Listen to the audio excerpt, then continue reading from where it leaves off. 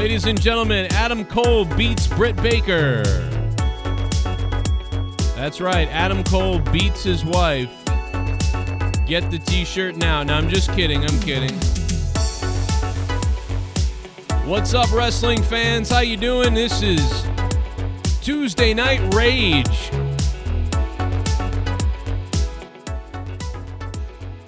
For over 10 years, the Joe Cronin Show, live on YouTube. It's great to be here with you. I got a big stain in my private parts. And since 2005, right here on YouTube, the Joe Cronin Show, we've been here since before anyone. That's the slogan. That's the slogan. Joe Cronin Show, we've been here longer than anyone. There you go. Except for maybe like Adam Carolla and Joe Rogan. That's the slogan. I'm sticking to it too. I think I like it. Hey chat, hit that like button, man, if you guys can. And we're going to start the show after this. Take it away, Jim Cornette, and then we'll start the show. But we got to get the likes to 69 at least. Let's go. 69 likes. Let's do it. And we're looking for people to become members tonight. Click the membership button, and you'll become a member. Yeah. A nice member berry down below. That's what we're looking for.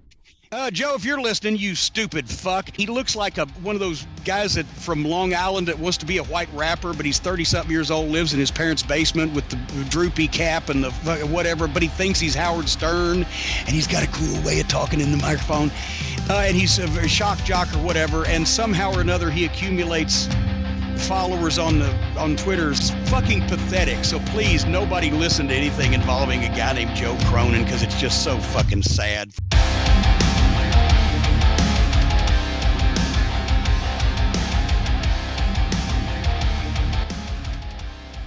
And I just so fucking sad. Jim Cornette, I love you even though you hate me. I mean, I've got a real abusive problem, man. I mean, this is a guy who has said many times that he hates me at this point. He didn't hate me the first 2 years. You ever think about that, guys, for a second? Because and this is why I know Jim Cornette, most of what he does is a work. You know what I mean? People always wonder, like, why don't you hate Cornette? And I'm like, well, because it's either a work or maybe he really hates me, but why he hates me doesn't make any sense, really. So, like, I'll never be upset about it because it's not real to me.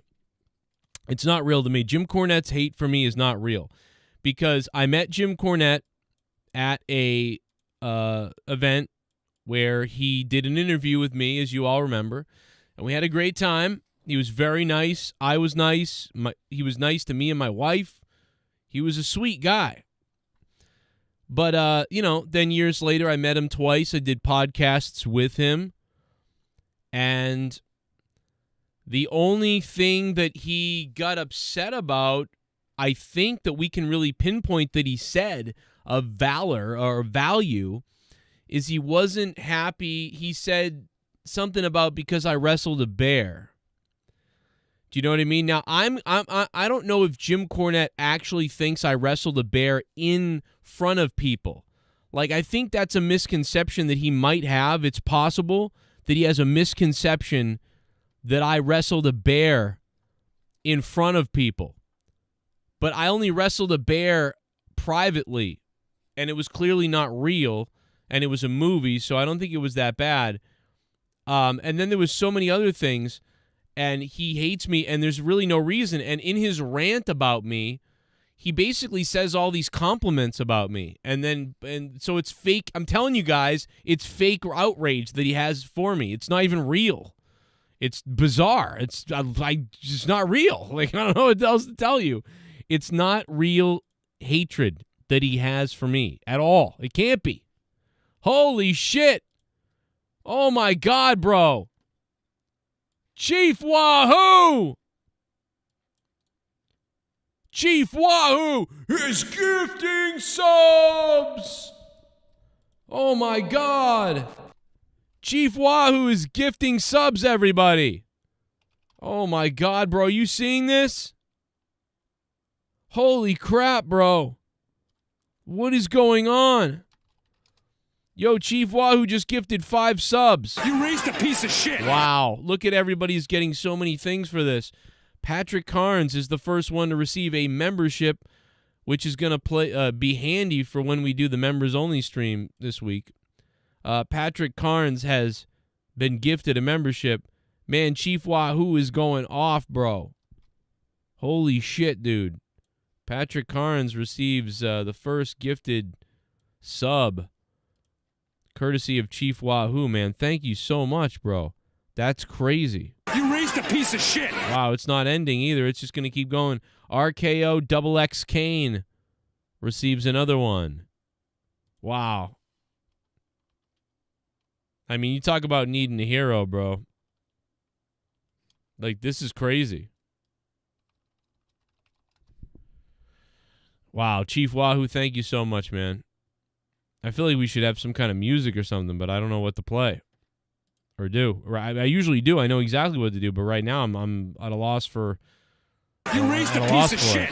Wow, look at these fucking things, man. They're coming in hot and heavy. Sloth Fan 19 received a membership. I mean, look at this, bro. Unscripted got one. Ben Espinoza, Chief Wahoo dropping that big sub. Mike Rouse gifted. Zach McNulty. Who else got one? Holy shit. Kevin Cash got one. Mikey got one. I think I mentioned him. Yo, tons of members just got served by Chief Wahoo. You raised a piece of shit. Did he drop like 10 memberships, bro? Brian got one. Brian, what's up, dude? Congrats, bro. Courtesy of the man, Chief Wahoo. Chief Wahoo, man. Holy shit. Oh, wait a minute. Chief Wahoo gifted memberships, but then Lord Beaver gifted memberships. I'm giving some credit for Chief Wahoo, but it was actually Lord Beaver. Dude, what are you guys doing? You're going off. Lord Beaver and Chief Wahoo. You raised a piece of shit. Have both gifted massive amounts of subs. Neon Death 85 has become a member. Thank you. Welcome, Neon. How you doing, man? Suck my member.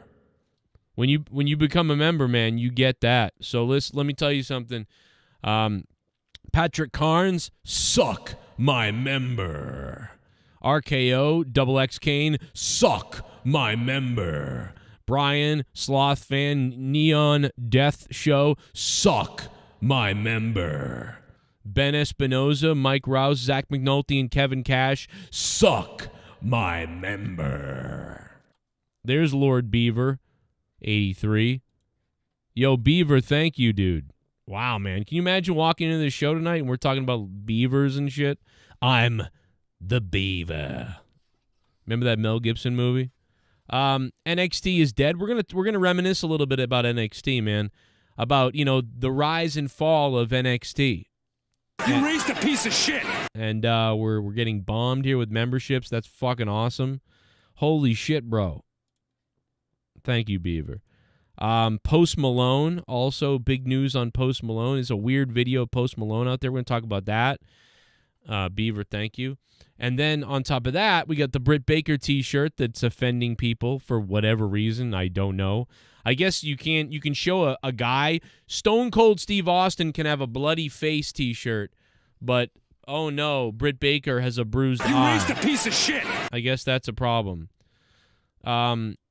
People are literal fakes out there in the world. Are literal fucking fakes. So you can't have you can have every time a guy gets hurt, you can have a Cactus Jack t-shirt with him busted open. You can have a Sandman t-shirt with him busted open. But how dare you put a Brit Baker t-shirt out there? You raised a piece of shit. And I'll reiterate it. I'll reiterate it like a million times over and over again. It's okay to have a Stone Cold Bloody t-shirt. It's okay to have a Cactus Jack t-shirt. It's okay to have a Sandman t-shirt. But oh no, Brit Baker, you can't have a t-shirt where you got a black eye. Oh no! Oh no! Ah! Oh my God, a female did it, so it's different now. Wrestling fans are pussies in the year You raised a piece 2023. of shit. Yo, Kevin Cash, thanks for becoming a member, bro. Yo, I want to see everybody justify this, okay? I want to see people who talked about raping women talk about how this T-shirt is offensive, like Catman from New York midget fuckhead. I want to hear that guy talk about how this is offensive to people. I want to hear the wrestling fans talk about how this is offensive to people. You know what I mean? Explain this to me, how that's a problem. But when it's a guy, and listen, I'm no SJW. I don't give a shit about all that stuff. I'm no puss, and I think a lot of the women have been sucking lately, by the way. But Brit Baker, people are upset about this T-shirt. What the fuck are you doing? You're really I want to know who the people are. Start naming the creators and the video people and the tweeters, and tell me who the people actually are that are upset about this, because I feel like they're not real. Until I see and hear them saying this, I don't believe it. Send me the clips. I'd love to hear, because if they are, I will eviscerate their dicks and pussies. I bet they don't have one. Listed. Oh my God, like, how is this I'm gonna buy this fucking T-shirt. You know what I'm gonna do? I'm gonna buy this T-shirt, I'm gonna jerk off and cum on the T-shirt, and I'm gonna wear it on the air. That's what I'm gonna fucking do. And my wife is gonna be like, did you cum on another girl's face on a T-shirt and wear it on your show? Yes, I did. Fuck off. That's what I'm gonna do. In fact, you know what? I'm gonna upload the clip of me saying this, and I'm gonna put it on Twitter for everybody to see. And I hope you guys all tweet it at Brit Baker. Because you know what? I hope you all buy this T-shirt. And maybe there isn't maybe we're all being duped. Maybe there isn't outrage about this, and they're just making it up so the T-shirt will sell.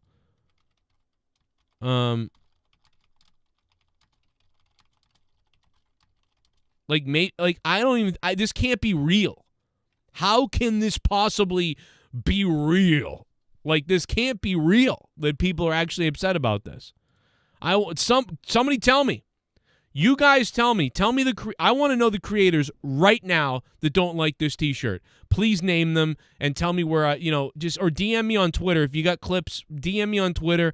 I want to see the tweets of the people. And I'm not talking about just like bot trolls on Twitter and fat rainbow lesbians on Twitter who are like, I don't care about them. They're retarded, brain-dead maggots. I don't care about those people. Find me people with actual channels, podcasts that mean worth a damn, or other wrestlers and things like that, and send me those pictures and clips of any valid person actually having a problem with this. I would love to see it.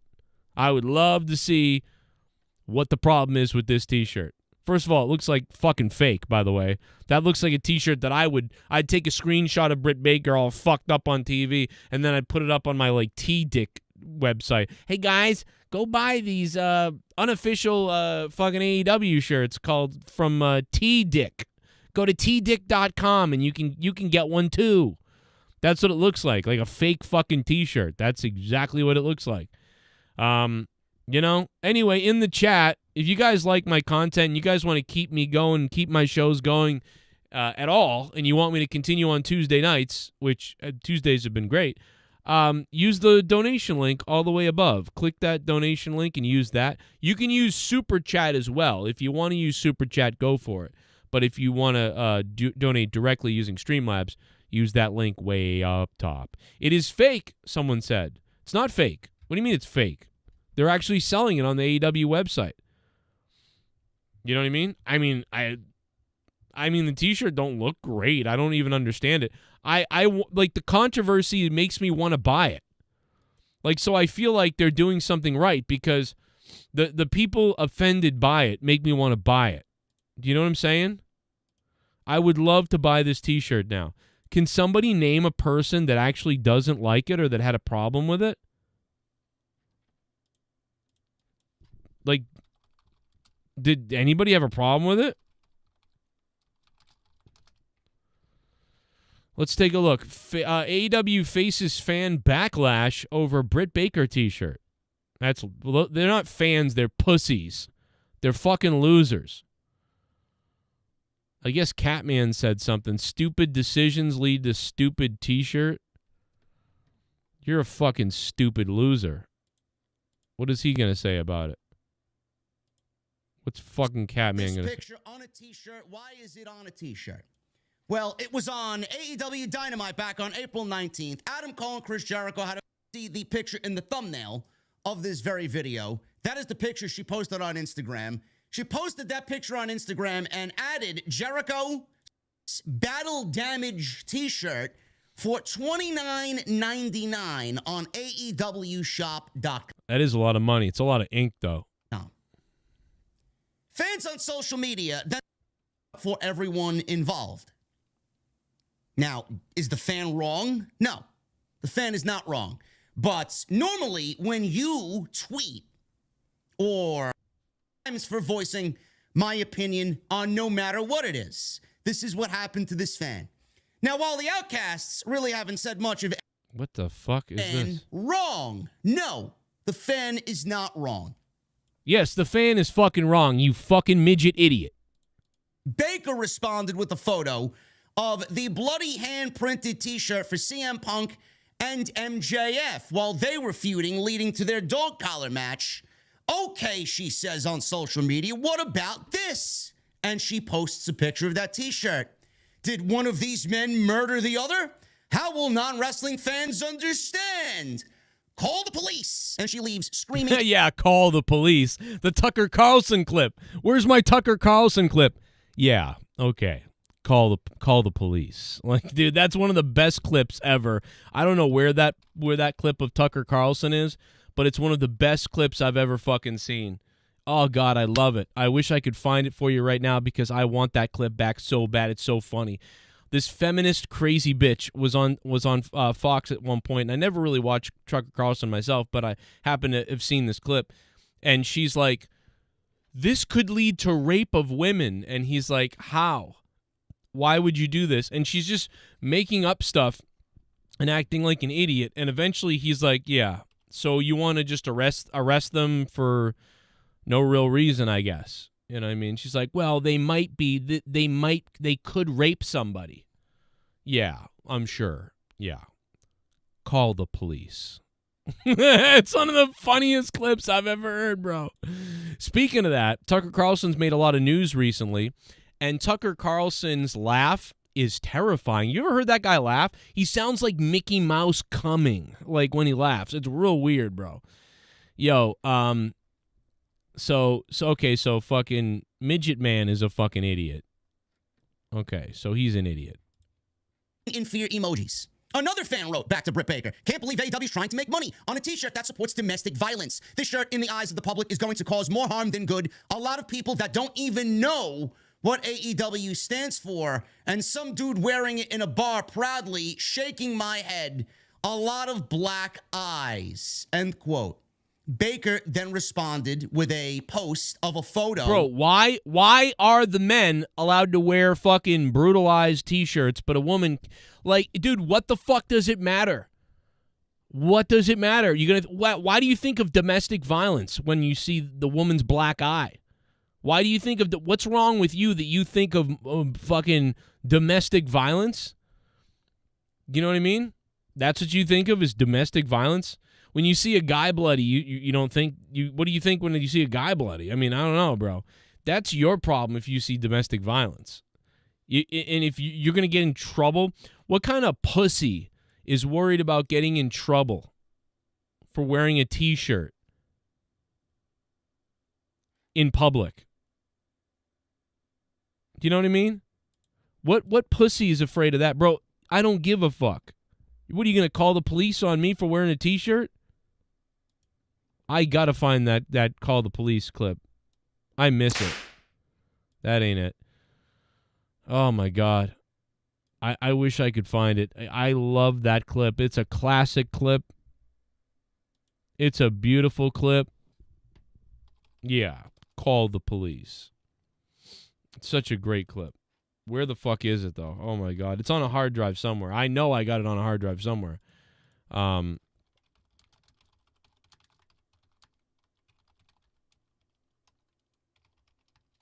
don't know. I can't find it, man. I cannot find that clip, but this lady was crazy.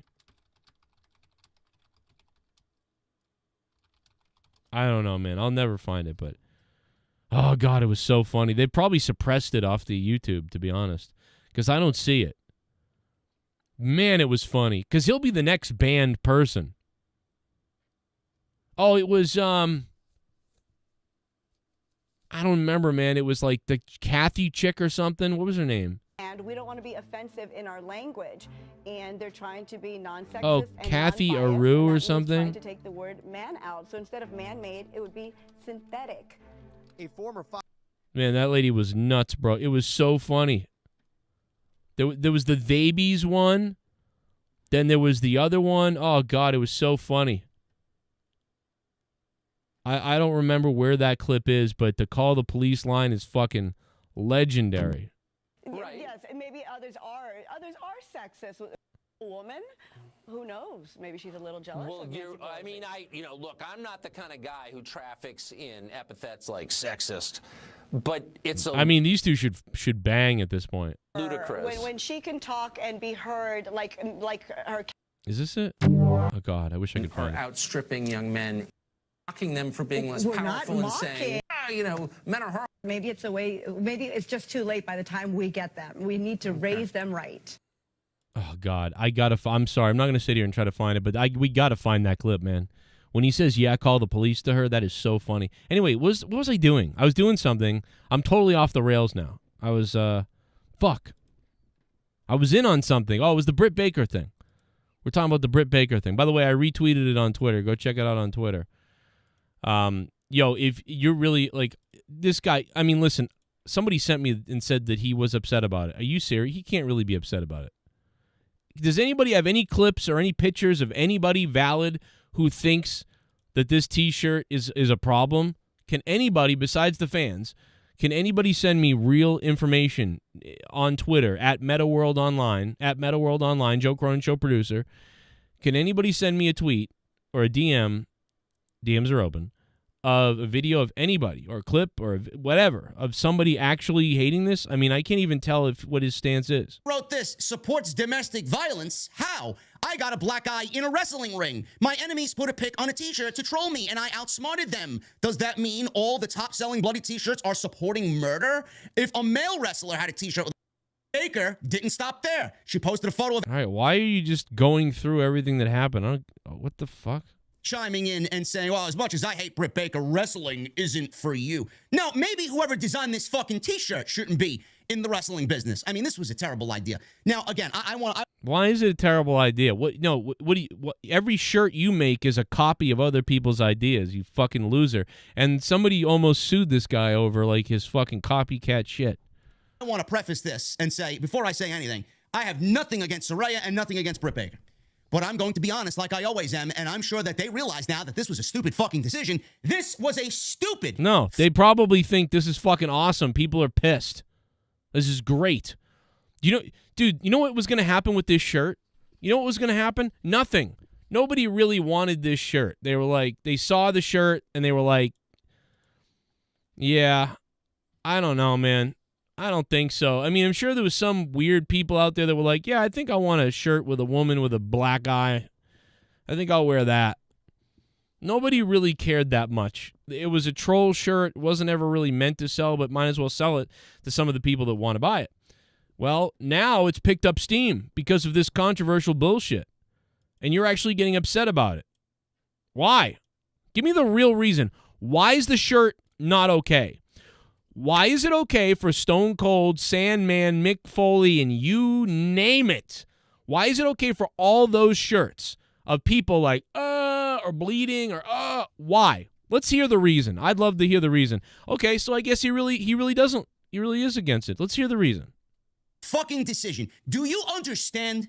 If I walked down New York City streets in Manhattan wearing this t-shirt, do you know how many people would be looking at me side-eyed? Do you know how many people would be looking at me like, what the fuck is he wearing? Oh my goodness, is that his wife? Is that his... Yeah. Is that his wife? You're a fucking retard, bro. Are you serious? Girlfriend? Why is he wearing a picture of a woman with a black eye on his t-shirt? You know what? Bro, in New York, they step over people's fucking corpses! to go to a bus station. Are you even from New York? Are you even from New York? There's people overdosing on fentanyl in the streets, and people step over them. Have you been? Do you from New York?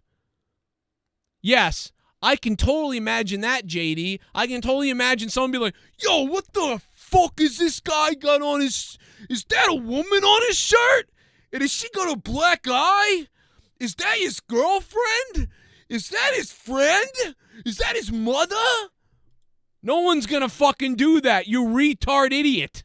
What are you talking about? You're just making shit up to do a video. You don't have real opinions. This is not a real opinion, guys. This comes from a fuckhead who is an Atlanta Braves fan, even though he lives in New York. Like, dude, if you looked up fake New Yorker in the dictionary, his face would fucking pop up. All right? He's the size of a broken penis. Like, everything he just said was the goofiest shit he's ever made up, ever. I'm starting to think he does hate women. I think he does. I think maybe he does hate women. Or something, because he just makes stuff up to be upset about with the women. This is fucking bullshit. You know what I mean? Do you know how many people wear weird shit all the time? Jesus is a cunt. Remember that Cradle of Filth t-shirt? Jesus is a cunt. Mick Foley, barbed wire. All wrestling t-shirts are fucking weird. That's why most people don't want to wear them. Because it's weird. You're wearing a guy with a shirt off like this, or and like it's weird. You're like a dude wearing other naked dudes on your shirt, bro. Okay? You know what I'm saying? So it's like, bro, you know what I mean? Like, no one's gonna think that. And if they do, who gives a fuck? Either way, why do you care what other people think about your t-shirt? Are you serious? I can't even believe this, bro. This is bizarre and not real. Down New York City streets in Manhattan wearing this t-shirt. Do you know how many people would be looking at me side-eyed? Do you know how many people would be looking at me like... Yeah, they'd be looking at you side-eyed because they're on fucking drugs. That's why they'd be looking at you side-eyed. Actually, they probably wouldn't be looking at you because when they look like this, like they're normal people look around like this, they won't even see you because you'll be fucking down the fuck here. They'll be like, oh, what's that? I don't know. Oh, look at that, the top of a guy's head. And they'll just keep walking because you're the size of a toe. This is fake outrage. What the fuck is he wearing? Oh, my goodness. Is that his wife? Is that... You know what? When have you ever cared? When has this guy ever cared about what people really think about him? Is that his wife? Yeah, I beat my wife and I wear a t-shirt of it down the street. That's what people will think. They'll think you think people are retarded. You think other people are stupid. I wonder if that's his wife he beats. Get the fuck out of here. You're on crack. That his girlfriend. Why is he wearing a picture of a woman with a black eye on his t-shirt? They probably just think like that she's some celebrity that they don't know about. The t-shirt looks like some pop star bitch who had a record come out and she released a t-shirt. That's what it looks like. That's what this looks like. It looks like, oh, is this some pop singer or rap star or something I don't know about or something? That's what you'd think. You wouldn't think, oh my God, that guy beat his wife and then put it on a t-shirt. Bro, I've never seen so much nothing made out of so much nothing. Get somebody that finds that to be offensive. I don't agree with domestic violence at all in any space because I've dealt with it in my family. This is why he's mad. This is why he has anger, fake outrage. Because he's like, my mother was destroyed by my father, so now I'm upset at this. That's all it is. It's a selfish reason that you don't like the t-shirt. You know what I mean? I've dealt with shit. I'm not, like, offended by all this shit. I make diabetes jokes. My father died of diabetes because I have a sense of humor and a sense of actual reality that the whole world doesn't revolve around me. Somebody makes a cancer joke, I don't get upset that my grandfather died of cancer. That's not funny now. Because then what it is it's not funny to you, so nothing can be funny anymore. So, like, that's all this is. It's selfish. It's selfish behavior. Oh, I'm offended by that. It's not a giant... if this was a giant pussy hole bleeding all over the place and that was the T-shirt, I could see people being offended, like they're walking with their kids or something, and now this... or mutilation or something like that, maybe. You know, or big words that said pussy cunt or something. All right. But, like, dude, come on. Family for years since we were growing up. Even today, we deal with it in my family. Why would Well, I'm sure you fucking contributed. anybody wear that fucking T-shirt? I don't understand why Brit Baker, Saraya, and AEW. Listen, I love AEW as much as you guys do. I really don't have a problem with Brit Baker or Saraya or anybody here in this case. But for them to think so highly of themselves, and this goes back to pro wrestlers. You think you're highly of it. And listen, I agree with him here. The pro wrestlers are psychos. They're all fucking fake, selfish pieces of shit. And that's true. But so isn't he. And I am too, to an extent. Wrestlers thinking that this shit don't stink and that, oh my God, everybody knows me and the fans don't know anything and this and that. How dare you think that because you put this on a T-shirt for sale and you think it's okay, why do you take it upon yourself to think that everybody knows what AEW is? Why do you take it upon yourself to think that All right. Man, talk about, dude, what are you taking the fun out of everything? Who gives a fuck? You fucking weirdo fuckhead.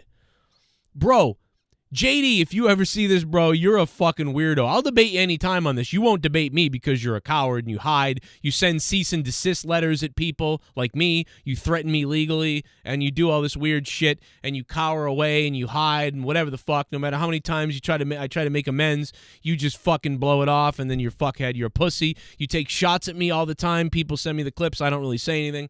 You're a weird fuck. Oh, Joe Cronin's stage sucks. I got the fucking great stage.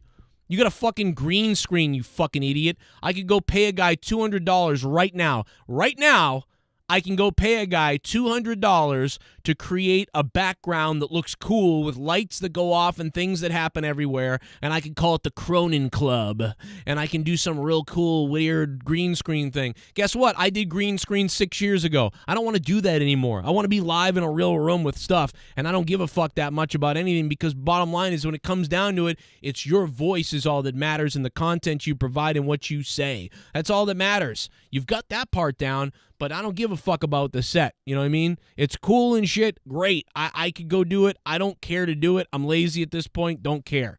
So do whatever you want. But you know what I don't do is I'm not a fucking hypocrite. You know what's funny is Brit Baker actually laid out all the ways that all these people are hypocrites, and yet it's like they ignored it.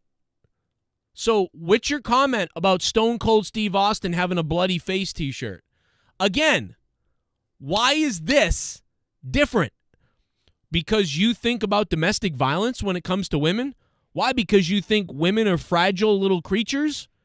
You think women are fragile little birds that they shouldn't be wrestlers.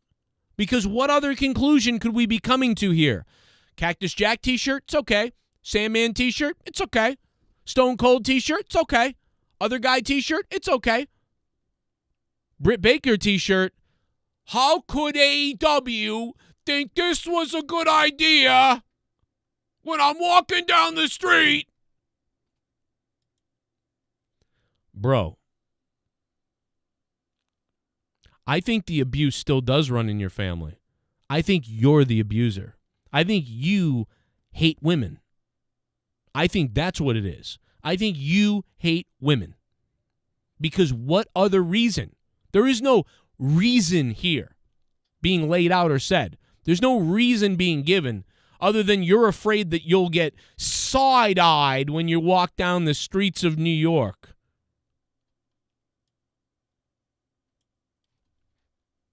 Man, I'll tell you what, yeah, in the chat, if you're worried about what the eye looks like, you should see what her pussy looks like.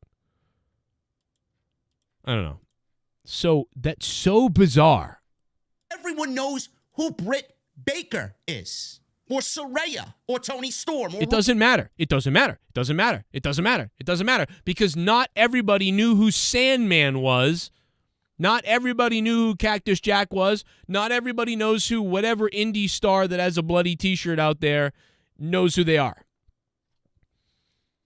All right? When MJF and Jericho and all these some of the other people, maybe Jericho, but a lot of people know who he is. But if MJF released a T-shirt with his bloody face, this wouldn't be a problem.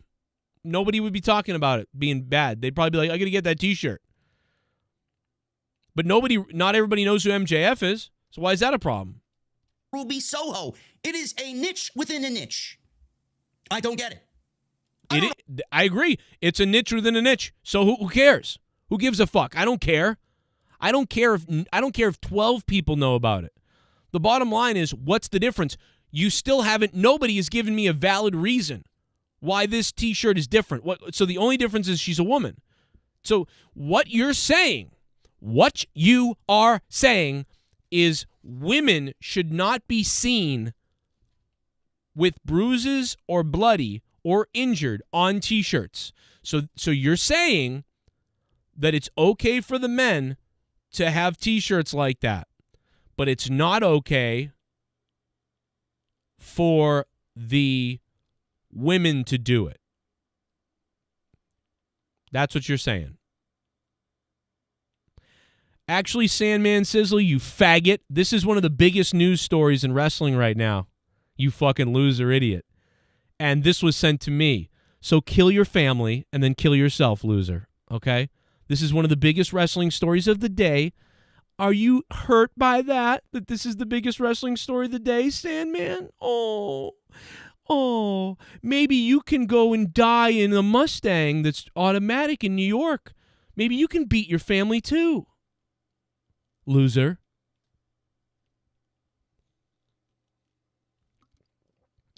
This is the fakest outrage I've ever seen. And it's all because she's a woman. I'm no SJW. I'm no woke person. I don't give a shit.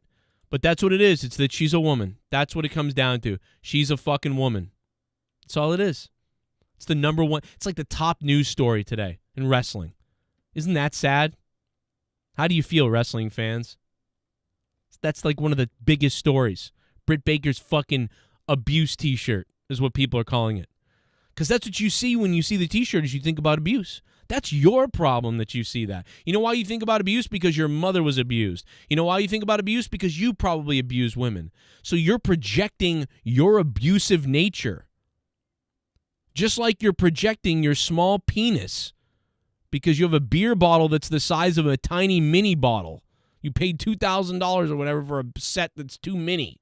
A beer bottle that's fucking the size of a small pecker, and a laptop that's the size of a tiny child's fucking TV screen on your desk. I mean, bro, listen. What other reason is there? Why? There still is no valid response. The only thing that people are saying is they shouldn't have done it. Why? Because you said so? Because she's a woman. What's the valid reason for Brit Baker not to have this T-shirt exist? Because the T-shirt sucks? I guess. It's not very creative. It's just a photo of her beaten fucking with a bruise. But it's part of a storyline, too. It's actually part of a storyline. Like, how, dude, we've seen this before where in a storyline somebody does something like this and the product or the thing they produce is not usually that good or creative or that great because it wasn't designed to be a great selling item. It was designed for part of the story and to move the work along, you actually sell it to make it seem real and to troll it's part of the story. But it's a problem because it's a woman. Otherwise, what's the problem with it? It doesn't cost them anything to list it, to post it, unless you're siding with weird woke people. These are the same people that are always trying to cancel you. This guy constantly feeds the people, the very people that try to fucking cancel him. He feeds them. It's the weirdest fucking thing I've ever seen in my life, bro. I want to buy the shirt. I don't know why this T-shirt was put on sale. I don't know who in their right mind would wear it. If you want to go out and buy it and support Brit Baker and fucking collect it, if you're a collector, fine. You could put it on a T-shirt, buy it, put it in your closet, and remember the moment where Brit Baker got her black eye from the Jericho Appreciation Society. It's stupid. I agree with that. It's stupid. It is stupid. But it's actually become a lot more valuable now. Now it's like becoming a thing. I feel like the shirt is going to sell more than it ever had any business in selling because there's just fake outrage about it. Well, first of all, I understand the fans' fake outrage, people having fake outrage on Twitter. These people are numbskull, idiot, moron psychos. I understand it. But for somebody like this to actually, like, I'm shocked. Society and the Outcasts on AEW Dynamite on April 19th. Okay, I don't know. Anyway, okay, so send me some more. Send me more clips of anybody else who actually is upset by this t-shirt. Please send them to me. DM them to me on Twitter. Send them to me and let me know. I want to find people that actually think that this is a problem. I would love to see it. Feel free to DM me if you like, or attach whatever the fuck to whatever, and let me know. Love to hear anybody who is allegedly a valid fucking criticizer of wrestling actually respond to this. I can't believe that guy's, I don't know, he's faking it. I don't know what's going on with him. That was weird. I can't believe he supports that, or he's opposed to that. That is very surprising. Let me know though. I'm waiting. You guys tell me who out there like cultaholic, is somebody out there actually upset about this? Other people actually upset about this t-shirt? Oh my god. Wrestling people are fake as fuck. The t-shirt kind of sucks. That's all. That's all. But if you try to make it about domestic violence or something, that's on you. That's weird that you're doing that. What, because she's a female? That's on you. But t-shirt sucks, but that's another story. But I'm starting to think t-shirt's awesome. Like I said, I might buy it and jizz on it and wear it on the show. You raised a piece of shit. Still coping over the Bruins' loss. Bergie might retire. Wrestling sucks ass beyond belief. I hope Vince McMahon gets Parkinson. Fuck life. Oh my god, bro. Omar Fakarani. Thank you for the $9, Omar. Good to hear you, man. What's going on, bro? Yeah, I don't know, dude. I can't even think about the Bruins, man. I'm trying to pretend that they don't exist. I'm like, that's party. I can't even think about them right now. Sean's View Entertainment just reported Brit Baker left it to make t-shirts. That'd be smiley funny. Face, That'd smiley be funny. face, smiley face, smiley face. I don't believe smiley the face, t-shirt. B, This is a weird skull, shirt. I swear. Skull, A word. Skull, A word. Skull, A dork. Skull. Yeah, Ole Davis. I'd like to choke Ole Davis. Just choke him right out. Well, Britt Baker has made another t-shirt, and the fans are upset. Don't mind if I do. What's my name? Duncachino. It's a whole new game. Duncachino. You want creamy goodness? I'm your friend. Say hello to my chocolate blend. When I hear the Christian Cage audio drop, Woo. why I immediately think of Hunter Biden smile. Oh, my God. Yikes. Blair Eliason. Blair Eliason stopping by to drop $12. Thank you, Blair. Thank you, Blair. Someone better check on Allison Tuckwab, man. She's been MIA. She fucking must have gotten arrested. They caught her with the neighbor's card finally. They caught her with the neighbor's credit card. They're like, did you spend $1,000 last week on my credit card? They caught her. Scam Tunes. How you doing, man? Yeah, Adam Cole. At this point, Britt Baker is more of a threat than Adam Cole, really. You know what I mean? More of a threat than Adam Cole. That's what I believe. Blair Eliason, thank you for the $12, Blair. You are, without a doubt, a beast member. Scissor me, daddy. Just scissor me. Scissor me. Scissor me. Scissor me, daddy. Scissor me. All I want you to do is scissor me. All I want you to do is scissor me. All I want you to do is scissor me. All I wanted you to do is scissor me. All I want you to do is scissor me.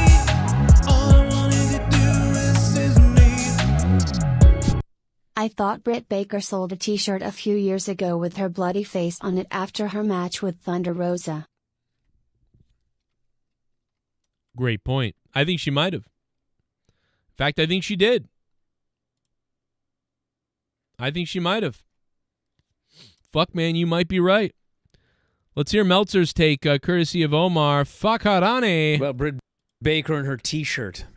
Yeah, I couldn't believe that Fox did. It's not so much her T-shirt or anything like that. It's like there was one anonymous Twitter person who said like it's promoting domestic violence because there's a picture of Brit Baker with a black eye from the angle, and Fox News has a story about it. It's like the quote is somebody on Twitter said this, and I think one of the things that magnified it was that Brit Baker responded just basically saying, if this was a guy, nobody would say anything, which is true. If it was a guy, nobody would say anything. What about Brit Baker and her T-shirt? Yeah, Yep, if it was a guy, nobody would say anything. You got that, JD, you midget fuck? Come on the show and fucking debate me on it, you fucking weirdo. You can't, and you won't, and you'll never be here. You can't debate anybody because you have no fucking goddamn actual reason. You just wanted to make a video shitting on the women. That's all it is. And this dumb an anonymous person on Twitter, see, this is all nothing. Nothing. It's a whole fucking bowl of fucking nothing. That's what it is. It's a big fucking bowl of absolute fucking nothing. AEW face fan backlash over Brit Baker shirt, plus CM Punk backstage at the So this comes back to when Brit Baker got a shoo-in from the Outcasts last month, because it is May, by the way. Happy May. Pinch punch, first of the month. White rabbits, white rabbits, white rabbits. And in the backlash. Oh, great. I can't wait to hear what the England fucking unfree cowards think about all this. Why don't you send a kid to work at 10 because you don't have labor laws? To this, Brit Baker shared a selfie with herself with a black eye. She's got a bit of a shiner looking from badass. Looking bad ass. And in a way of mockery of Brit Baker, the Outcasts were wearing the selfie on a t-shirt on Rampage. AEW then proceeded to put this t-shirt on sale for a cool $29.99. Hashtag not a t-shirt company. Now, fans on Twitter are calling out AEW for this. Now, I swear to God, they better have an opinion on it, otherwise this is just useless. Because without context, people are saying that this t-shirt could send a very bad message. One comment saying, yeah, like without context, the Stone Cold Steve Austin shirt. Without context, the D-Generation X suck it t-shirt and suck it and I'm going down there and swallow me and whatever the fuck else that every other wrestling t-shirt. Dude, you want to start pulling up all the t-shirts that everybody wore over the years that are wrestling t-shirts that without context. And by the way, without context means 95% of the people that you come in contact with all day long wherever you walk and go, they don't know what the fuck suck it means from wrestling. They know what suck it means. They don't know what Stone Cold's bloody, battered face is. They don't know what Cactus Jack's bleeding, barbed wire mouth face is. They don't know what Brit Baker's bruised fucking eye is. It's all the same thing. They don't know what Shawn Michaels dressed up like a cocksucking gay limousine driver, what that means. They don't know anything. All they know is you're wearing a t-shirt that looks like a fucking fruitcake is on it, and he's fucking got mirrors on, and he's like in some kind of weird ball and chain drag. That's all they knew. Austin 3:16, they thought you were mocking the Bible. They don't know that Austin 3:16. They didn't get it. It is what they thought it is, but it isn't at the same time, right? It is what they thought it was, but not what they thought it was. This applies to fucking any other wrestling t-shirt ever. Imagine wearing... Except this is a woman. And a troll on Twitter tweeted something, and now everyone's talking about it, which is fine. If you want to talk about it and say, hey, man, the t-shirt sucks, that's fine. If you think the t-shirt sucks, that's cool. But if you have the opinion that there's something wrong with this, all of a sudden, after all the years of wrestling and everything you've bought and loved and whatever, Oh my God. You people are fucked. This in public, and someone has no idea who Brit Baker or AEW Who gives a fuck what anybody in public thinks about it? You wear it and you fucking jerk off on it. is. Terrible idea for everyone involved. Now, Baker responded to that. Looks like it was a great idea because it's the #1 topic of the day. Negative criticism by sharing photos of similar t-shirts, including that one of CM Punk. Wrestling fans understand. Call the police. All right, time. Oh my God, call the police. So Neil, calm down. They didn't end. Carry on. There was another fan that claimed that the t-shirt was tantamount to Swear to God, if they don't give their opinion, whoever sent this to me, I'm blocking you. I swear to God. AEW supporting domestic violence. Baker. Yeah, this is them supporting domestic violence, you idiot fucks. Bro, the stuff that fucking Midget Man has said about women on his show is more fucking abusive to women than this t-shirt is. Like, it's like, dude, who gives a fuck? I'm in favor of not canceling anybody whatsoever. But notice how all these people are in favor of canceling each other. Not saying these guys. I don't even know what their opinion is yet because they haven't fucking given it. Reply to this. Fucking lard-ass Eminem on the right is thinking.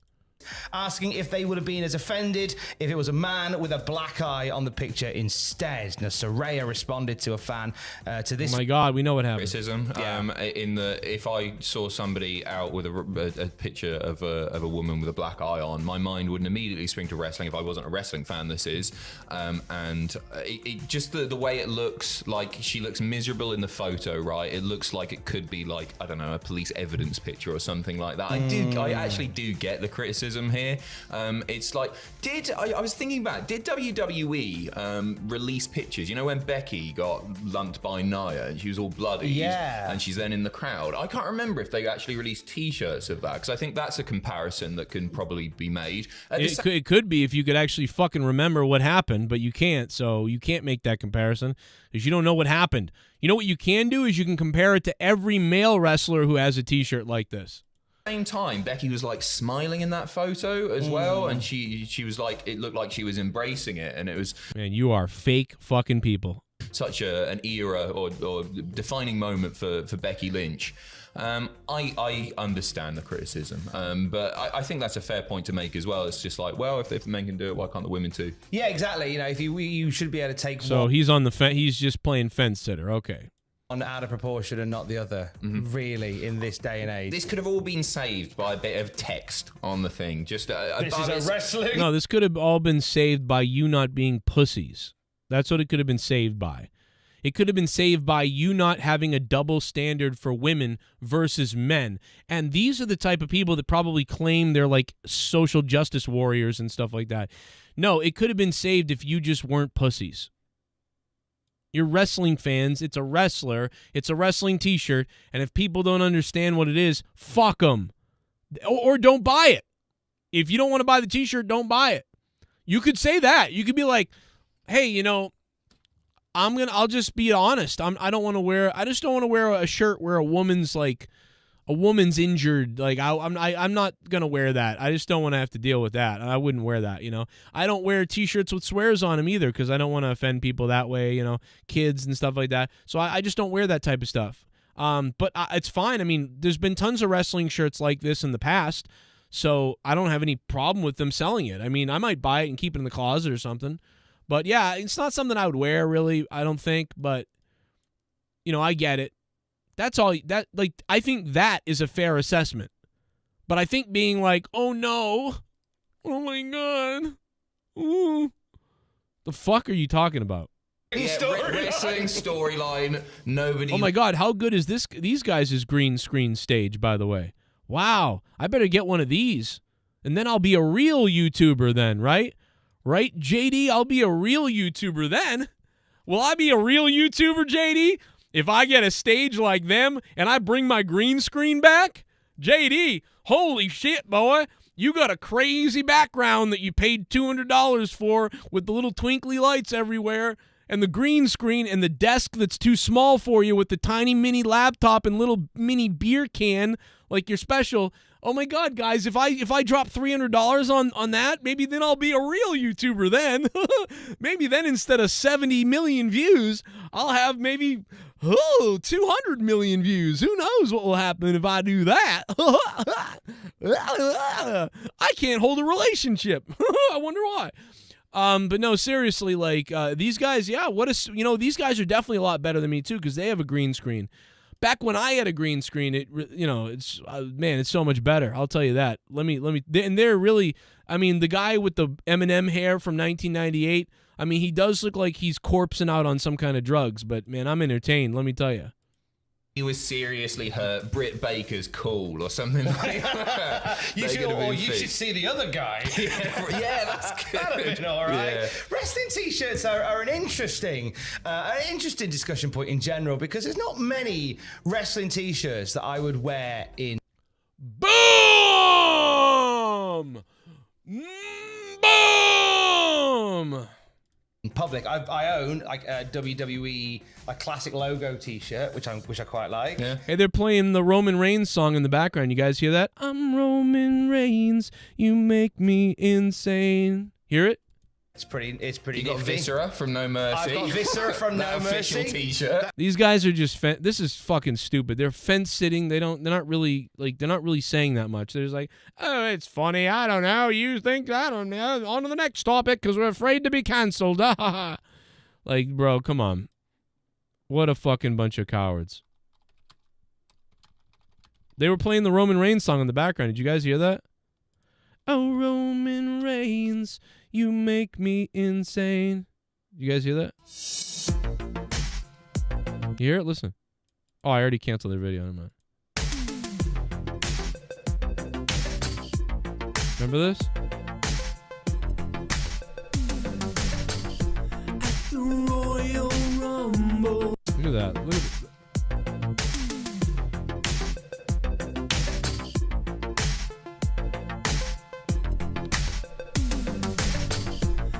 The Royal Rumble, you had to win, you had to win.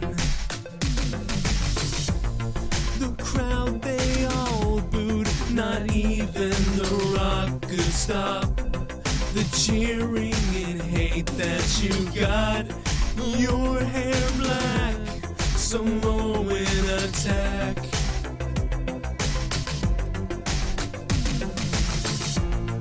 Oh, Roman Reigns, you make me insane.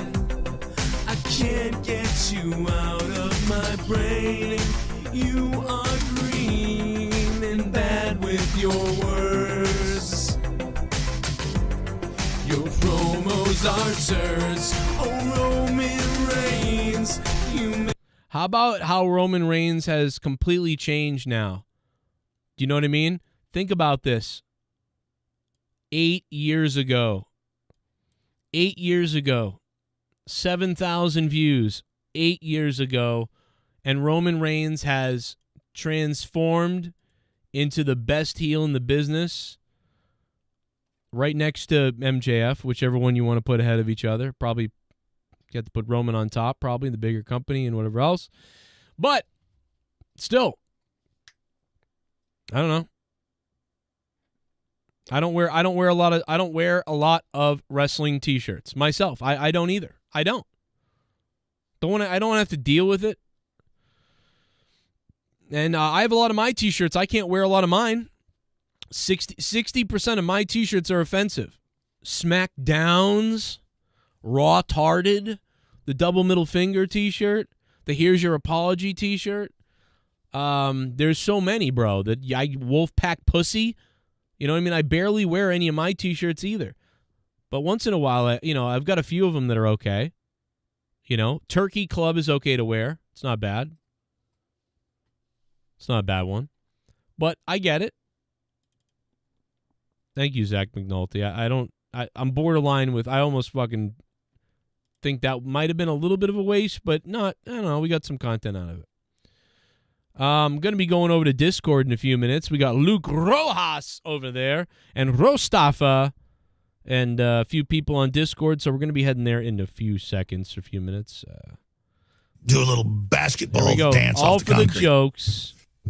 I mean, I'm just so sick of you little meth head devil worshippers. I'll be honest, I'd like to take a big bite out of your face.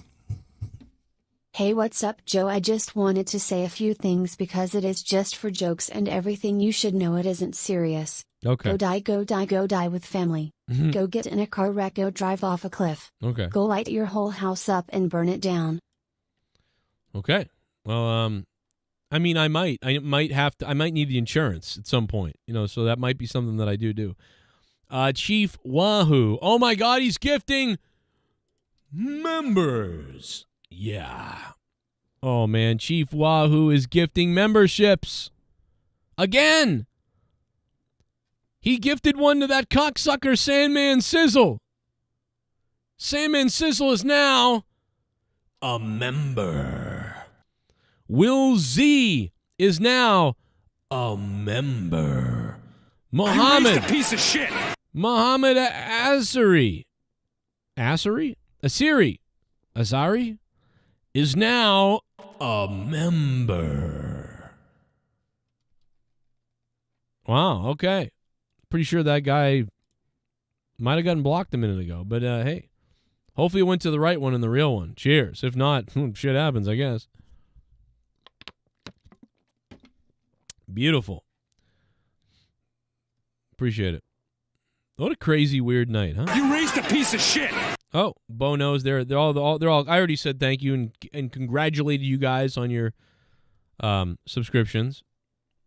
Very thank you. I am gonna jump over to the Discord in a minute, though. I am gonna do that. We've got plenty more. Post Malone looked weird in a video. People are talking about this video about Post Malone, and I wrote "sad last days" because that's obviously a big joke here with you raised a piece of shit. The wrestling stuff. I just think he was like massively high. By the way, I don't even think. I don't know. Some people are like freaking out. Will, thank you, brother. Welcome. Courtesy of Chief Wahoo, it looks like. I don't know, bro. This is the video of Post Malone. You seen this? Hell yeah, man. Congratulations. Hell yeah, man. Hey, congratulations. Who doesn't talk like this, huh? Hey, man. I smoked it up. Hey, man. You raised a piece of shit. I don't know, bro. I think he was just kind of like happy and high. That's all I think it is. Muhammad, what's up? Now, shit, maybe he's getting Parkinson's or something. Congratulations, dude. That's amazing. Hell yeah. He's a sweet guy, bro. I've never seen anything bad ever with Post Malone. Post Malone always seems like a sweetheart of a guy. You know what I mean? He's just fucking stoned out of his mind. Yeah, he's like, yeah, man, whatever, dude. Hey, bro. I'm stoned, bro. What's up? He's just fucking stoned. Omar Fakarani. Maybe it's just pot and cocaine at the same time.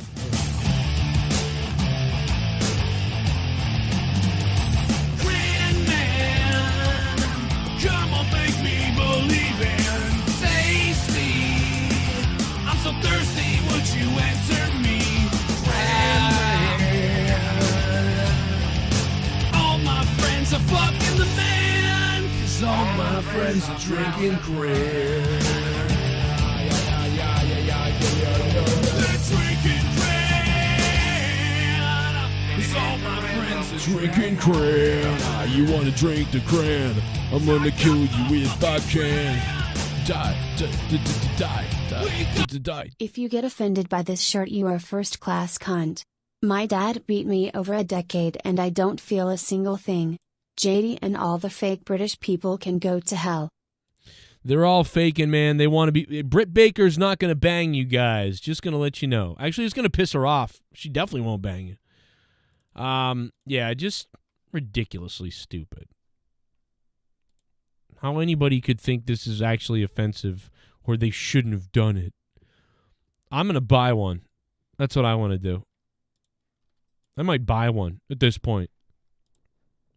And Yo, bitches! We call Oh my God. Bitches. We're on the disc. Bitches be real.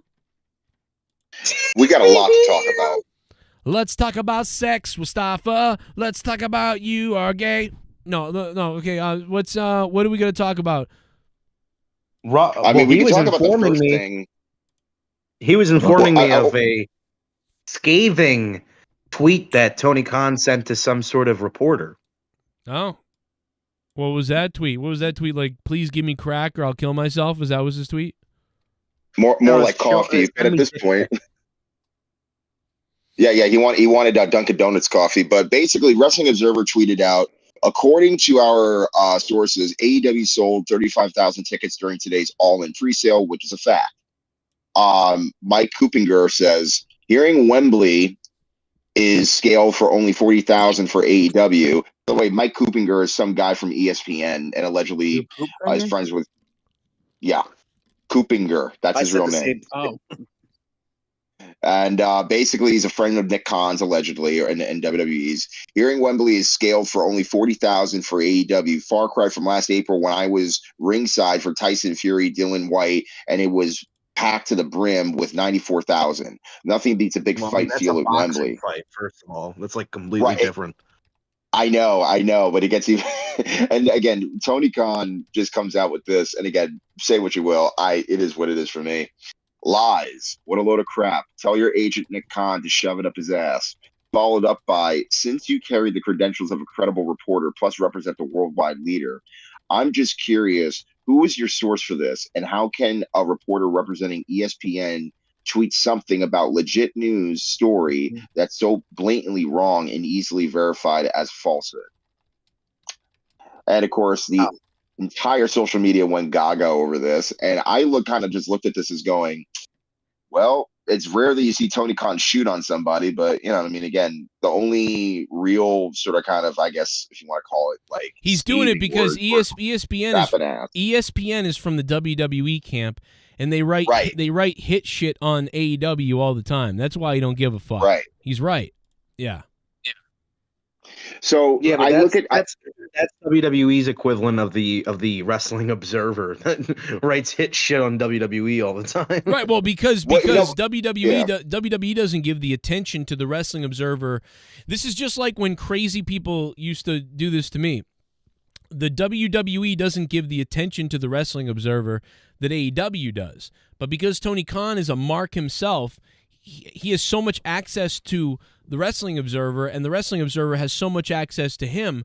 So they're getting along really well because Tony can, who knows what Tony does for the Wrestling Observer that we don't know about. So they have a standing relationship and an understanding and a bit of a bond where the WWE keeps Dave at arm's length quite a bit. In fact, actually over the years. That's funny too. And that's absolutely funny too, because normally what happens is the most that the WWE ever does with Dave Meltzer is if there's like, let's say like a documentary and they need some context only to give a certain amount of context that's like on the foundation of stuff. So that WWE can control the narrative. Well, that and because they used to, they used to be closer with Dave, and there used to be people in WWE that would give Dave his stories.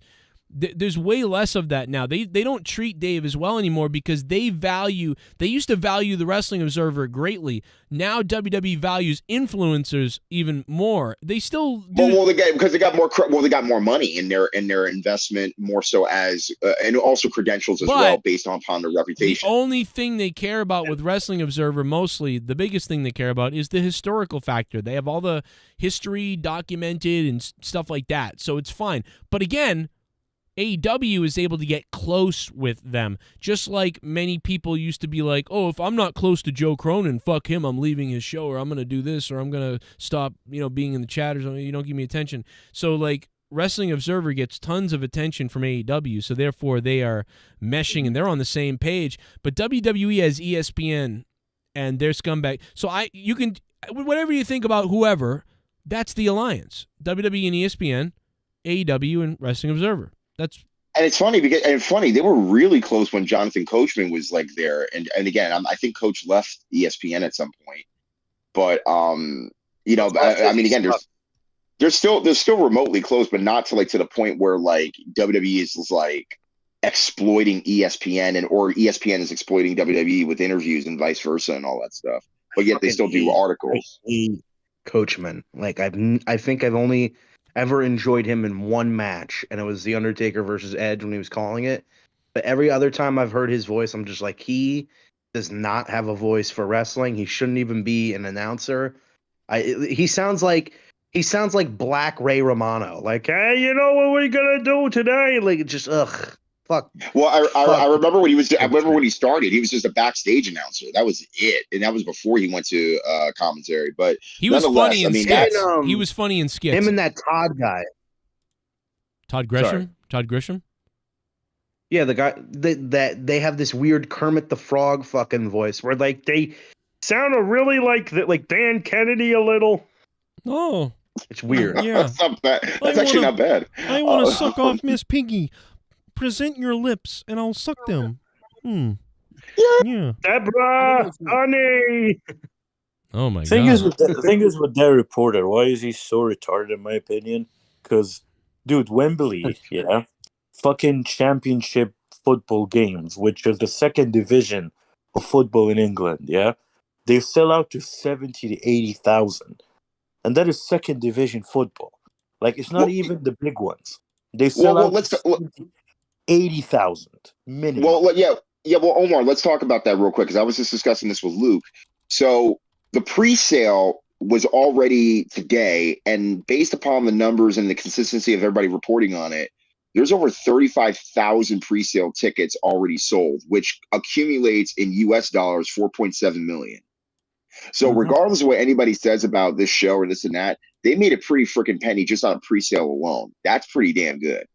Dude, they are going to hit, I'm telling you, they're going to go above 60 to 70,000. At least. Yeah, like I don't understand why the people think that's impossible for them. They have the fan base to support it. It happens in England. It happens to way less important events. Way less.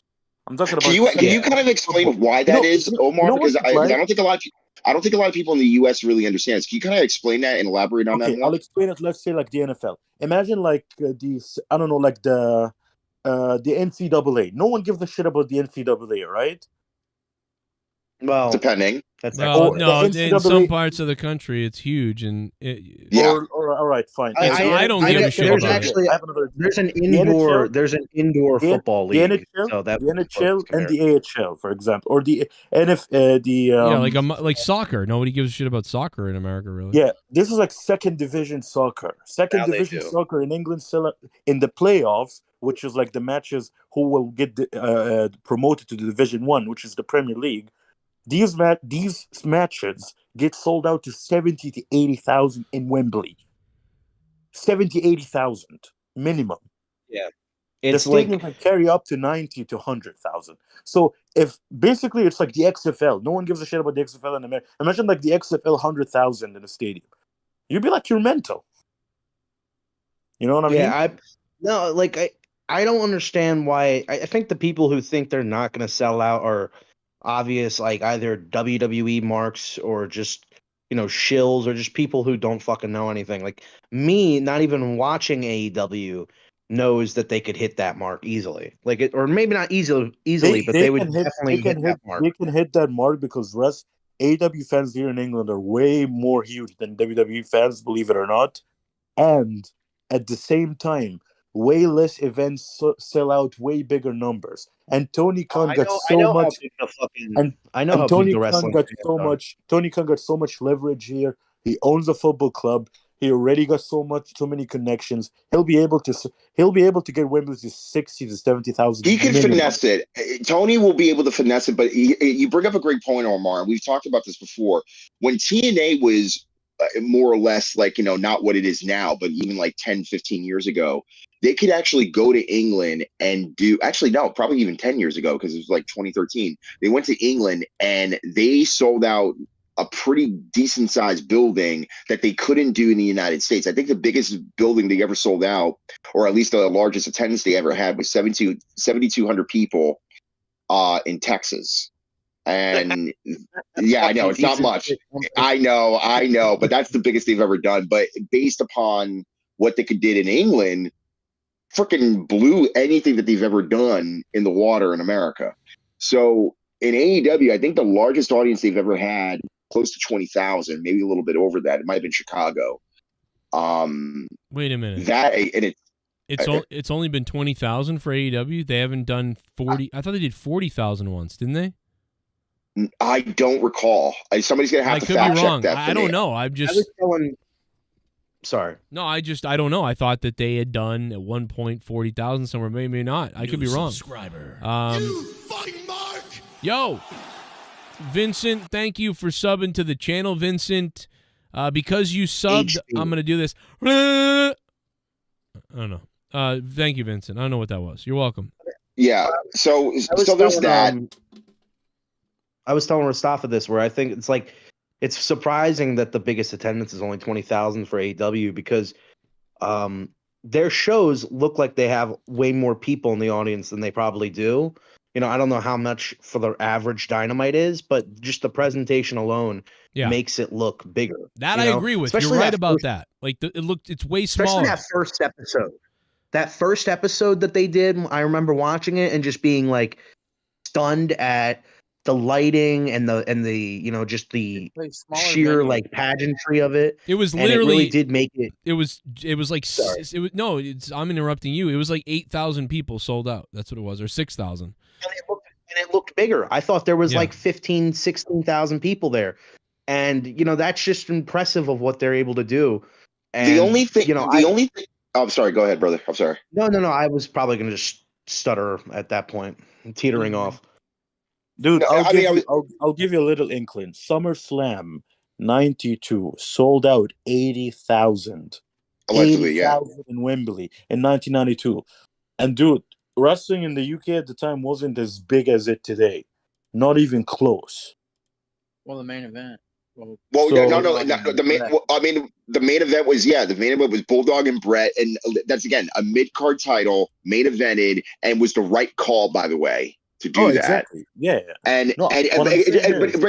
the main thing is not even a matter of what the show was, because I think when tickets went on sale, they were already at a high rate.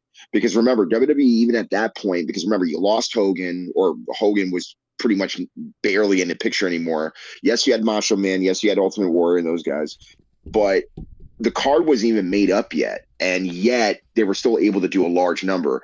The card for this All-In, and I just said this before, you know, the original All-In was only 10,000, and that was not even through AEW. That was basically, you know, Ring of Honor's help with Cody, the Bucks, and Kenny.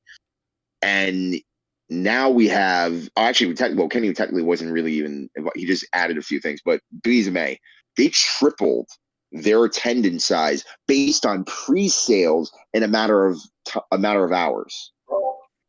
Like, that's insane. Like, I don't think people really get the significance of that, and yet we still even have a card. And I definitely think by the time this weekend is over, we're probably going to get about 45,000 to 50,000 easily sold all together. Yeah, man. Don't have a card. Why don't you open up a box of ones? Well, and this is something I wanted to talk with Joe about. So, Joe, obviously, you know, in recent years, I mean, it's no secret that when people go to the shows, especially when they see a section that's taped off or blocked off or carpeted off or whatever, they'll take a photo of it, and it kind of ruins the allure, or at the same time gives enlightenment to the allure that a building is not sold out. I mean, there have been times where during the years where you go to the top of the arena, or you look at the top of the arena, and there's just nothing sold, and mostly things that were, you know, towards the bottom level, maybe the mid levels were kind of sold. And again, AEW is not the exception, where people would take a photo of one side of the arena not even filled, and it looks great from the hard camera side in terms of what you're looking at, but the other side is just not. My point is that I think, honestly, AEW has got his work cut out for him, in the sense that if you're truly going to do this and you're really going to make headways, like, the amount of momentum you need to have coming off the show needs to really influence what's going to be happening in America. How effective would that be? I highly don't know. I mean, because it might be a repeat of TNA in a sense. Like, you could really sell out somewhere else, but you barely sell out in the U.S. What do you think? Yeah. Yeah, you're right. Okay, Joe is not there. He's taking a piss break. He will come. He will come back. But basically, I'll sum it up by saying I think honestly they could really make a killing doing this and really doing this in a unique way. But also, like I said, and I've said this before, you're not just going to sell out that arena, but just what your talent or the roster that you have. You need to bring in people from various different organizations. You need to bring in rock stars, hip hop artists, celebrities, not just from the Western, not from like the United States or North America in general, but literally from the UK. Even from the UK, he has, trust me, he has so many connections. He has so many connections in England. He will absolutely kill this, not because he's incredible or anything, because he really got a lot of connection. He got so much leverage in the UK. His father, the soccer club, exactly. You know, everything. He owns a football club. He owns so many businesses here. It's mental. Trust me. For him, and correct me if I'm wrong, but go ahead. You know what's crazy? It's easier for him to run a show in England than in America. I'm just saying it out there. It's easier. Doesn't his father, Nick Khan, his first major business was like some type of like something in the car industry or like tire industry or something like that? I'm not 100% sure, but his dad is the one who built all this shit. He built bombs for Saudi Arabia. That's right. Those are the planes. I knew it. Super chat. Todd Pelkey. Wear a t-shirt of Midget Man. Wear a t-shirt of him. I mean, you know what? No, you know what I should do is go get the picture of me and him together, and then print that and put that on a t-shirt. Now, do you imagine selling that and getting away with it? No, he'd sue me. He'd try to sue me. That's what would happen.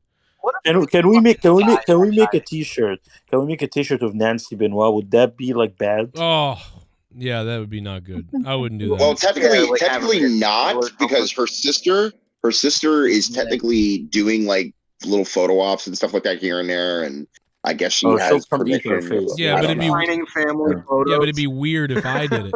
No, what would be great is if I snuck into like the house back in the day and grabbed some of the pictures of her that he took and then sold those on t-shirts. That would be weird. Strange. Jesus. Yeah. And like or if you were able to sneak into the police station and steal the crime scene photos that haven't been released. Oh yeah. And then I put yummy Do you on know the t-shirt. how much that the meme, like how many people would meme Chris Benoit hanging, like his photo of him actually hanging? That's messed up. I'm sorry that I said something messed up about the murderer. You know. Anyway. No, I know that I'd be banned for it on Twitter if I showed it, but everybody else wouldn't be. I know that. Shit bum. Oh. Great t-shirt would be Steve Mongoloid McMichael. Steve Mongoloid McMichael on a t-shirt. No, it'd be good if it was just him going like this, just McMichael doing this, and then above his head, I can't wrestle. That'd be great. I'd buy that. Oh God, that might be something I'd buy. I can't wrestle. It should be JD with that black eye, you know, on the fucking picture. Because, dude, seriously, what a fake fuck. Like, I mean, how many times has he like gone after women's wrestlers and called them like sluts and said she just fucking lays there. She's a fucking fat pig, this fucking bitch. But now all of a sudden he's acting like Mr. Concerned guy. Like, and what would people think if they saw you walking down the street with an injured woman on your like, just shut up, bro. Like, seriously, like, dude, this is such a phony outrage thing. That was the fakest dude. How fake is he? Like, he just makes stuff up. He can't be real, right? Like, yeah, it's fake outrage. He does it all the time. He literally gets so riled up, like beat red, ready to like scream on the top of his lungs over shit that he's theorizing may happen in like 8 or 9 months. Like, and let me tell you, if Cody does not win the Royal Rumble, if he does not win the Royal, like, dude, settle down. Just settle down. It hasn't even happened yet. It hasn't even fucking happened yet. And let me tell you, if Roman Reigns is champion 2 years from now, I'm gonna fucking like, okay. I'm gonna drown my cat in the bathtub. Calm down, dude. I'm going to drown my cat in the bathtub. That's what it said. It's getting flushed down. And it's going to be so devoid of air. Just getting really And then descriptive. at the end of his 15-minute rant, and he has to catch a breath, and he goes, Teespring.com, barbershopwindow.com. Use my code JD. It's Paul. The ghost from the coast.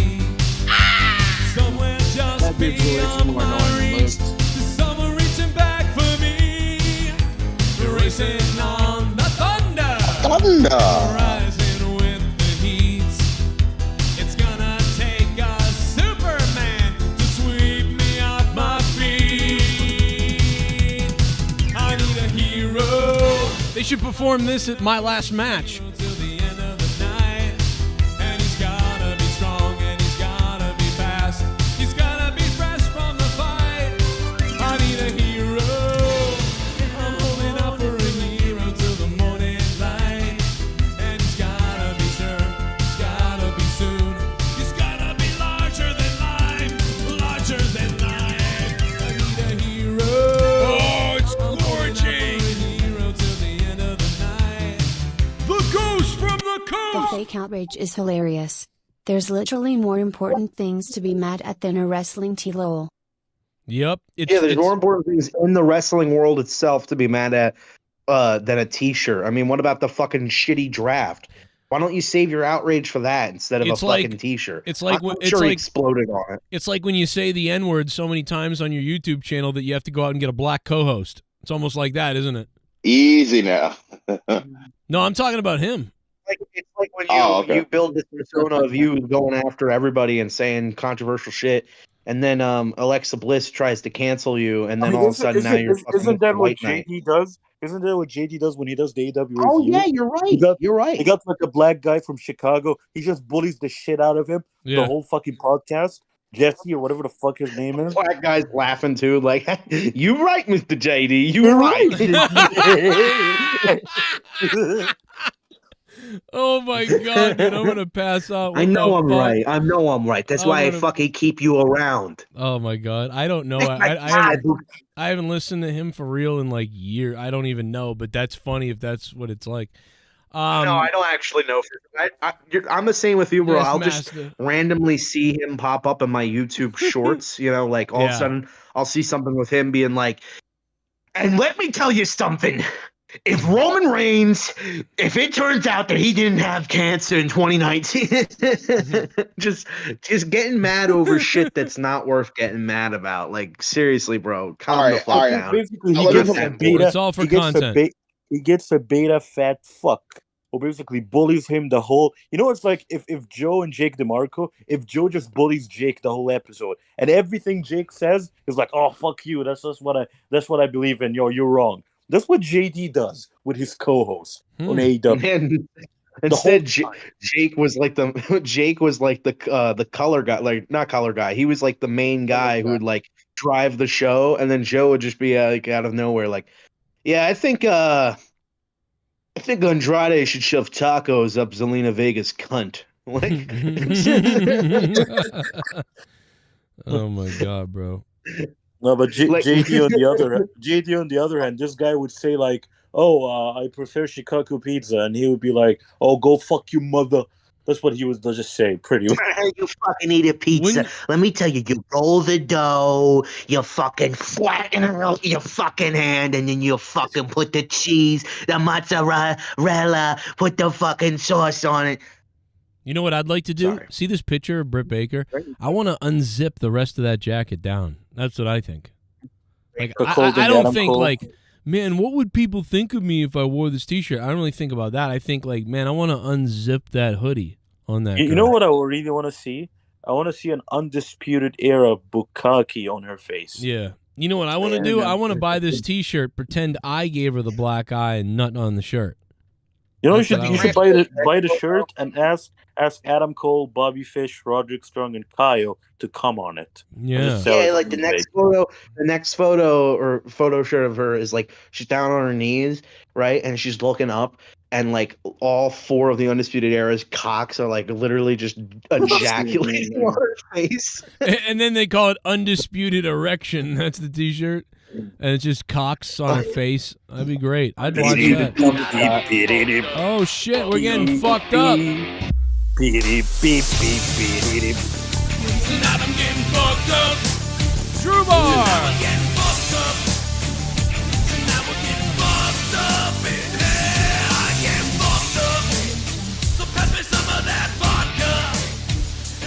Ecstasy? It's a Post Malone had.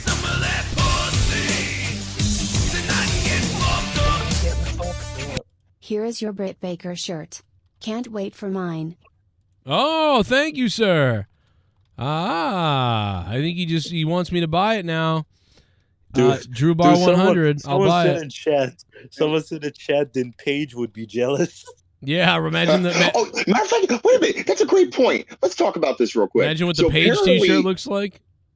Because people think that people think that the men in the Jericho Appreciation Society beat up Britt Baker.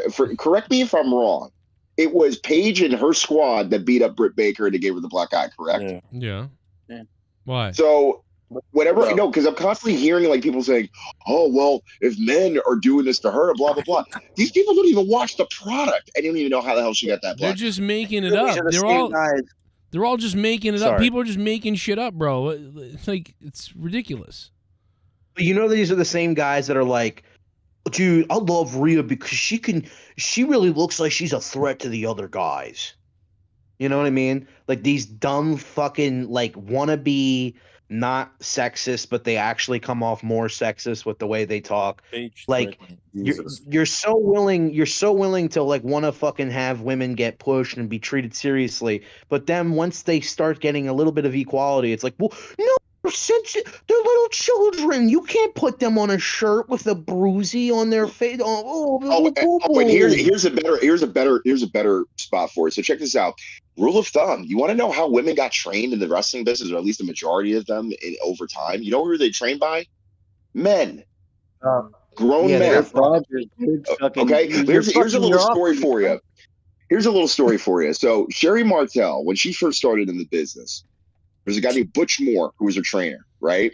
You want to know what the introduction was? Sherry said, "I want to be a wrestler." Throws her money right down on the table, says, "I want to be a wrestler." Butch Moore reaches across the table without blinking and smacks the dog crap out of Sherry. And then Sherry looks back at him and says, "Brother, if that's the best you got, I know I could kick your ass." So basically, that's what no one's OVW, OVW was happening. Like they did the same shit with Rip Rogers, but they complained he can't be talking to women like this. Well, he talks to the men like that too. You're fucking awful, you cunt. God damn it, get back in the ring. And again, I get it. You're trying to protect the business, make it into a shoot. I get it. But the thing is also, at the end of the day, there's a difference between sparring and wrestling and another of actually beating somebody up for beating somebody up's sake. You know what I'm saying? It's not beating them up. It's just telling them that they're awful and calling them a cunt, whether they're a man or a woman. They were complaining about that, and Sherry took a slap or a hit. It's just funny. You can't teach them that way anymore. And again, first of all, Joe, and we didn't even bring this up. The fact that Britt Baker's shirt of her being bloodied was not even considered, let alone even talked about, but yet this is an issue. Yeah, it's just it's only an issue because people are just going out of proportion with it. I don't even black guy. I don't care. I don't really care that much about anything. What I'm shocked about are the people that are saying it's a problem. Anybody the people that are saying it's a problem are what I have a problem with. You actually think it's a problem?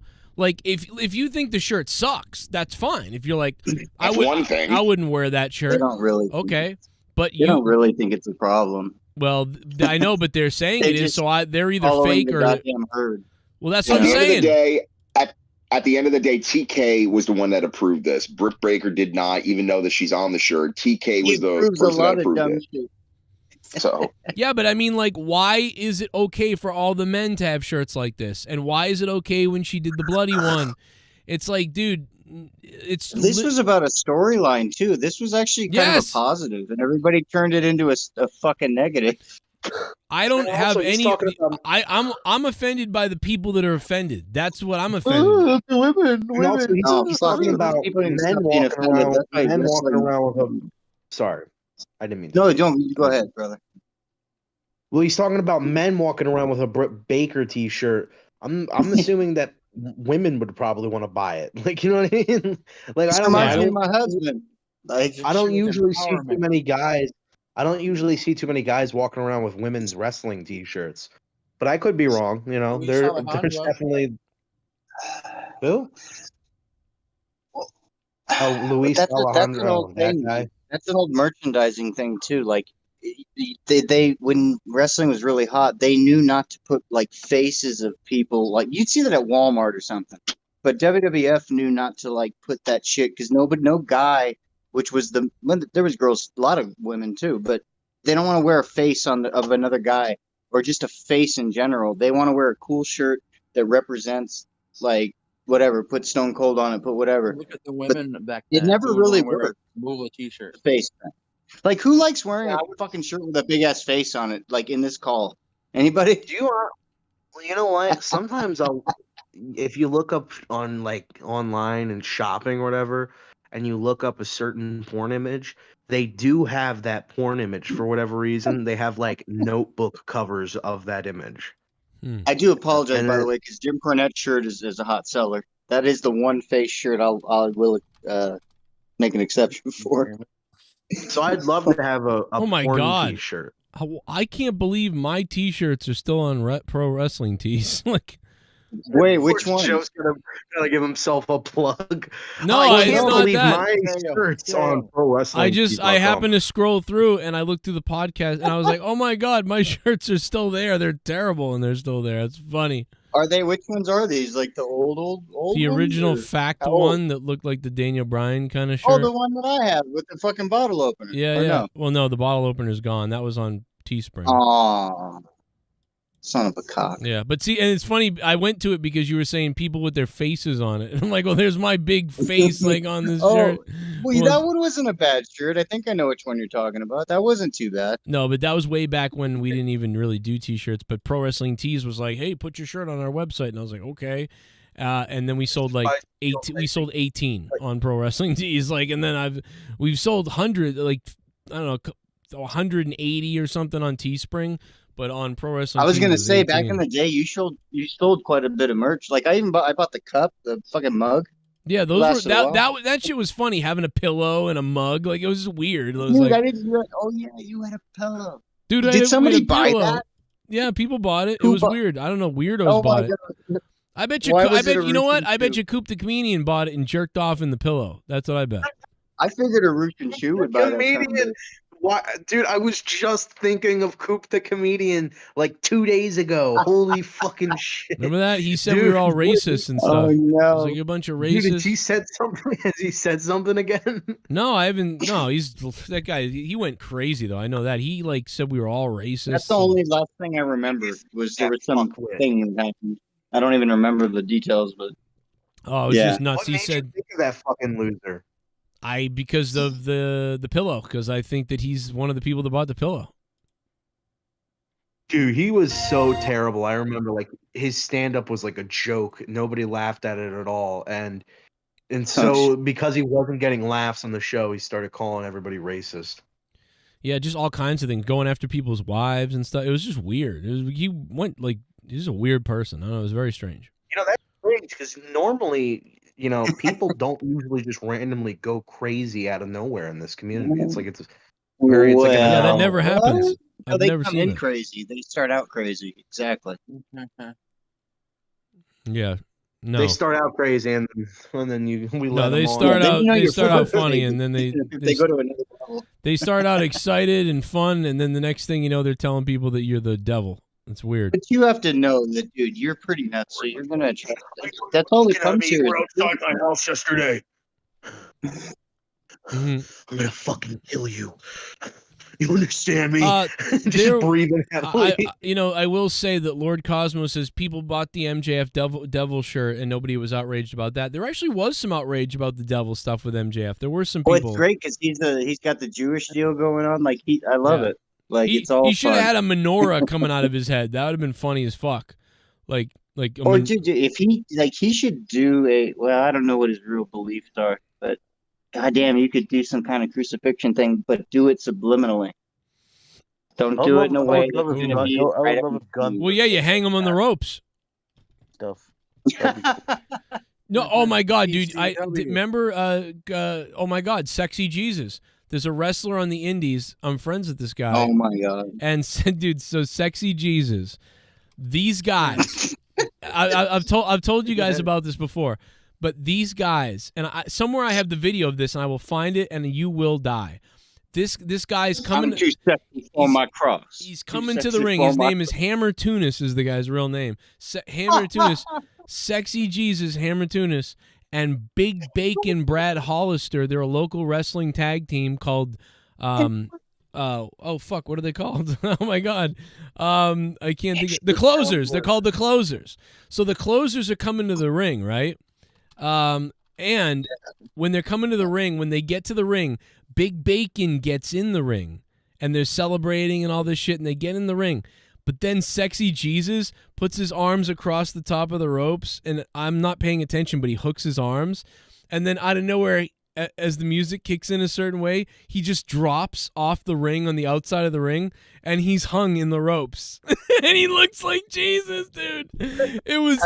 Tell me he crossed his legs a little. Yes, dude, he did the whole... He fucking did the whole thing. It was like, and like fucking... And then he just got out of it, and it was, dude, I was dying. And it was like, I might have been I might have been the only person laughing in the whole place. Other people were just didn't notice or didn't care or whatever. But I was dying because he did this. I was fucking dying, dude. That's so fucking funny. That's actually pretty funny. Bro. And here's the thing, guys. After these guys were built up for 3 years. Originally, it was TK O'Ryan and Big Bacon, and they were the closers. And then TK O'Ryan left for whatever, Ring of Honor or something like that. And that's when Hammer Tunis, Sexy Jesus took over. And dude, they started getting, they were a heel tag team, and they started getting over. And they eventually became a face team. And when they came out, they were the loudest pop. And people like they made bacon scarves for Big Bacon, and like it was just naturally they became over. And there was like, what, I don't know, 300 people in the world that knew about these guys at this point. But they had grown with them over 3 years of independent wrestling, and it was really fun to see. Like I was marked out for them when they came out because they were so fun and funny and shit. But yeah, I missed that. You know what isn't funny? The draft. And transition. Fuck that. No, I agree. The draft. Why are they doing a draft for NXT? No. So NXT is part of the equation because if there's some people that are going to be called up after the WrestleMania sort of kind of season was over, basically what they do is they freshen up the brands by calling up people, and they called up more NXT stars than normal. By calling up like pretty much both the roster and all the champions, which fucks over NXT. Yeah, not that I watch it, and it sucks. But no. But again, they did this before with a number of champs. I mean, Kevin Owens was the champion at the time and went up against Cena and eventually dropped the belt. They can like at this point, they can still go back. Like they can work NXT dates too. Do you remember when WWE in 2019 debuted the NXT stars in fucking Louisiana, and fucking no one got no response at that time? Wait. Yeah, I remember what you're talking about. I don't remember. Finn Balor, Johnny Gargano. It was like Aleister Black, it was Johnny Gargano and all of them. And then Vince at the end was like, oh, they don't have no poll or something like that. Well, that's the thing, and this is before AEW was a thing. So, like, again, the fact of the matter is that it still falls under Vince's watch after all that happened. But again, the one who got the biggest pop, and the one they knew they were going to do something with was Ricochet. Ricochet was able to actually get something out of that fucking completely dog shit crowd. Yeah, Braun like that crowd wasn't even reacting to Triple H. Like that crowd wasn't even popping for Triple H. Like it was sad, bro. And it was so bad that the WWE posted a video about how shit their crowd was. They're like, we were surprised about it. Yeah. But back to the draft, they keep talking about revolutionary, game changing, just defining the future. And then what do we find out? Charlotte, who is already on SmackDown, has been drafted to SmackDown. Roman, who was already on SmackDown, has been drafted to SmackDown. So basically, all the people who were already on SmackDown are drafted to SmackDown, and all the people who were already on Raw were drafted to Raw. They could have been sent to Raw. They could have, and again, obviously they've been mainly on their brands that they had been on initially, but again, no, we didn't know whether or not they were actually going to be still on SmackDown. They're not taking the nothing was seriously. changed. No, because that's because they're not taking this draft seriously. I think I kind of just figured it out. Like they're trying to just get this new belt established, and I think that's their main goal. The draft, I think they're not even going to act like it exists. Really, like just for the sake of it's like I said to you guys last night. Where the draft in 2016 and the draft in 2002 was necessary because you had a plethora of new talent as well as, pre-established big names. Wait, what was the other date? What was the other date you mentioned besides 2002? 2016, which was the and why was when they brought why, it back. why was it necessary at that time? Because they had quite a few new talent. They had AJ, who they needed to book as a champion, but they didn't want to. I guess they didn't want to put him on Raw because they wanted to give the attention to newer guys on Raw. But either way, they needed to make sure that everybody could fit in and get their spot. Either way, even if you don't remember, they made sense. You had multiple big name stars, and there wasn't a guy who had held the championship for 3 fucking years, which makes introducing a new title completely irrelevant and pointless. But speaking of the new title, go ahead. Rostafa, before you start, do we know if this is going to pick up off the lineage of the past World Heavyweight Championship, or it's a brand new title? Even though it's inspired by the old title, it's a new title. Yeah, and unless they merge them later, this is supposed to create a new bunch of bullshit. So I was just gonna say, yeah. They called it the WWE World Heavyweight Championship earlier, which last night, which is not what it's called. It's called the World Heavyweight title. If you call it the WWE World Heavyweight title, then you're gonna make me think that it's the WWE Championship. But now the WWE Championship. They called it when Ambrose had it. They called it the WWE World. Dude, it's so confusing. There's basically a fourth belt. It's all just verbiage. It's all about a cluster. But it's confusing. It's a cluster. Moron. Scissor me, Joe! Whoa. God Fake damn. New Yorker from me. See also, New York Giants, New York Jets, New York Red Bulls. Heartland Newsfeed, thank you for the $3. Yeah. New York Hookers. Fake New York. Yeah, Joe, I just wanted to bring this into the focus real quick. So obviously we're talking about the draft. We're talking about the people that went to either Raw or SmackDown. We've been also talking about how Cody, being on Raw and being a piece of shit. And how that's being away Vincent or whatever. HB, thanks for being a member, Vincent HB, man. I really appreciate it. Hey, become a member. Too sweet. Member. Sorry.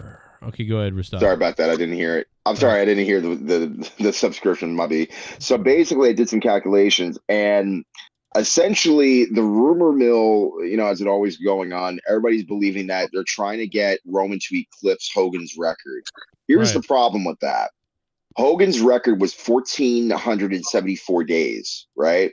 Yeah. Right now, currently, we are at we're close to about being at the 1,000th day towards May 27th.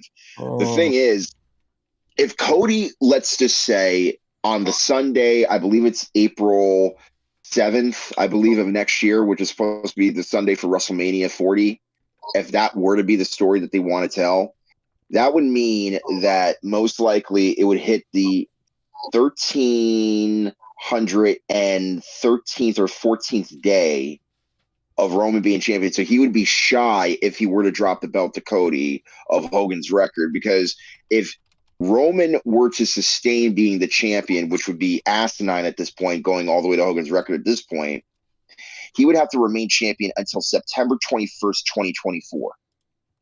Yeah, think I think he's going to be. I think he's going to be champion. Just think about that. He's going to be champion until next WrestleMania for sure. Well, yeah, honestly, we don't even know about that and let's keep a hopeful. Let's be hopeful that it's not the case, because I'm sorry, I'm getting sick of Roman being champion. I've been sick of it for a little while. That's why I was excited for WrestleMania, because I thought, what a perfect way to end it. That's why I flipped off at WrestleMania. That's why when we did the review of WrestleMania, I was flipping like a madman because I cannot stand this shit. Yeah, you were saying stuff like, oh, you know, the virgins, you know, they I died for this. And something like that. God, there's a bunch of crazy fucking Arabic shit that I couldn't understand. Yeah, it was I'm gonna chop fucking Roman Reigns' head off. They only give you 60 of the virgin. Yeah. When you die, they give you 60. But look how, like, listen, we know that Cody, we know Cody's been drafted to Raw. I think they're probably gonna, like, not give him the world title, but they'll probably put him in the world championship scene at least once, because it's like, what are you gonna do with him if he's gonna be on Raw? Yeah, he has to be fighting for some sort of championship. And it'll eventually... And then we're going to get another extravaganza main event of WrestleMania 40. Dwayne The Rock. Yeah, well, it will eventually lead... Roman Reigns, God damn it. We interrupt this regularly scheduled conversation to randomly show an awkward photo of Dennis Rodman grabbing a rebound with Tony Kukoc behind him, looking like an anorexic cracker. I thought you said he was grabbing something else. My bad. But what? Kamehameha! Fucking shits his pants. Look at Dennis Rodman. He was a beast on the rebounds. But yeah, Roman right now as champion scumbag. has no new opponents, because there's literally no one else for him to face except for maybe like AJ, which I'm assuming they're going to do AJ versus Roman at some point. But again, it's all going to be just filler matches. So who gives a shit? Like, and now, anytime AJ is going to be like, AJ is going to be like, I don't want the belts, man. I don't like playing my video games. You know, wasn't AJ? I think Brit Baker just said like, that. I think Brit Baker just said that she doesn't want a belt for that reason. It's someone correct me if I'm wrong. Shut up, wrestlers. You're such... Oh, I just want to wrestle. Oh, well, we want to give you the world title. We really like you. Oh, I don't really want that, though, because, like, then I would have to, like, be responsible of my job and show up. You know, I would rather I have to be responsible for all the Twitch. other wrestlers that are involved, and it trickles down from me if I don't do a good job, blah, blah, blah. Yeah. And that is why pro wrestling guaranteed contracts on Twitch. Then do the fucking thing that I apparently worked my whole life to get here, and now I'm being offered the championship, and I don't want it anymore because it's too busy.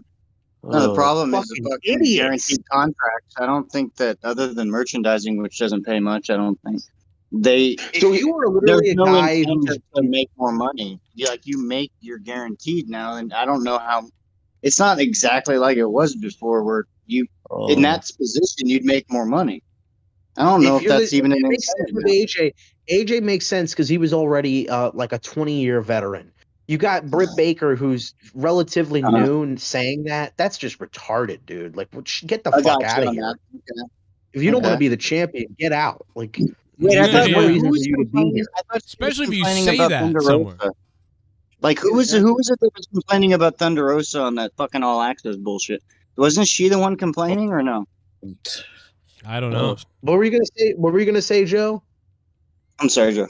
I just said get out. Like, yeah, get the hell out. Anybody who said that, get out of the company. I would fire anybody who said that, like, they didn't want the belt, or they didn't need the belt or something like that. Just remember when you did that on this show about my belt, I almost fucking wanted to kill you. I mean, bro, like, I'm serious. Like, if you did, that's our whole thing. You're gonna get the fuck out of the company. No, I know that. I know. But I'm just saying, like, it's imagine, like Jesus, if I was the dude, what the. Oh my God, I gotta go yell at somebody. Hold on, not you guys, not anybody. Oh God, somebody's about to get the axe. It's about to be Jack Nicholson from The Shining type of a deal. Let's listen in. Let's listen in and see if we can hear it. Oh, Joe, don't Chris Benoit the family, please. He doesn't know if anyone's going to do that. Joey. What did I tell you? Get the fuck to sleep. You can't see me down here, all right? Domestic. I fucking jerk off down here constantly while I'm on the fucking stream. No, I feel like Leah would do the proper research, like any smart person, and she'd poison the whole family. She'd be the Chris Benoit. Leah actually came downstairs and was like, showed up in something sexy, and it's like, Joe, it's our night, and he's like, what the fuck? I'm talking about wrestling right now. I'm not going to yell at somebody. I'm about to go watch Star Trek. Hey, Luke, there actually are two things to actually bring up that I'm reading here in the chat. So one of them is being like, well, what about Money in the Bank and what about the Royal Rumble? Well, here's the thing with that. If you're going to do the Royal Rumble again next year, it's too perfect of an idea. Plus, also, even if you put Cody at number 1 and he has to fight his way just to get to be the last man standing in the ring, honestly, I think the Philly crowd will see right through that crap and are just going to boo Cody out of the building. But then you also have the Money in the Bank scenario, which you can make it fun, but here's the problem. Cody's on Raw. You can do a trade if you'd like to, but if that trade is just random and only just happens because of reasons and it's just because we can, that's not going to be good enough either. So if it's done in a unique way. If you win Money in the Bank, you get to pick whoever you want. No, I know that. I know that. But the thing is, though, even by doing so, it's like you kind of have to still remain on your brand, because even Triple H said Roman, when he stays to his brand, yeah, I know. But the thing is, I'm holding it to Triple H's word because we already know that the word's going to be broken anyway. But just for the time being, for time's sake, again, I see this as an opportunity to do something good, but we'll see, since that Vince is technically back at the helm of the ship. And yes, he still makes the final decision, even though he doesn't make all the decisions based off Triple H as far as creative goes. Let's assume like LA Knight wins the thing. Do you really believe he's gonna be the world champion? For example, LA Knight needs more. Okay, and the other thing that we also brought up, or that was brought up in the chat, was what about Orton? Right now, as far as my knowledge, Orton is still injured, and he's happily being with his family right now. And as a matter of fact, his son is training to be a wrestler, so I can only imagine how much occupancy he has with that. Yeah, I think maybe they're being a little bit. They're not telling us the full story with Orton because they want to save his return for as a big surprise. So they're making it seem like, there's no word. He might never walk properly again. But I think it wouldn't be by the way, surprising. What the fuck is up with Bray Wyatt?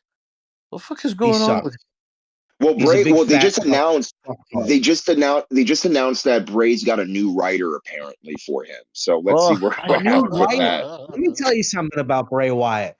The biggest fucking failure hype I've ever fucking seen. This guy gets hyped up constantly, only for him to fail every fucking time. And how many times do we blame it on WWE this and WWE that, when now the last few times have all been his own fucking fault, because he makes a character. You know what he's like? He is the white Keith Lee. Pretty much, he makes a character that fucking doesn't make any sense. It's somewhat interesting. Then he writes a bunch of bullshit that he doesn't know how to write himself out of. And then he hires his own fucking writer. Who the fuck is this guy? Literally, this is like something that you would see Remember what they said? Remember when with the whole thing, like the new gimmick he came up like a couple of months ago, he said, they're hiring writers from Marvel and DC and comic book writers from Hollywood to direct this gimmick, and it got absolutely fucking nowhere. The fact that he's hiring people, he has his own writer, that's something that you would hear for he has no creative ability. He's limited. He's shit. But I'm saying that's something that you would hear for Lesnar, or something you'd hear from a big ass name. Bray Wyatt is literally he's a multiple time failed champion. That's what he really is.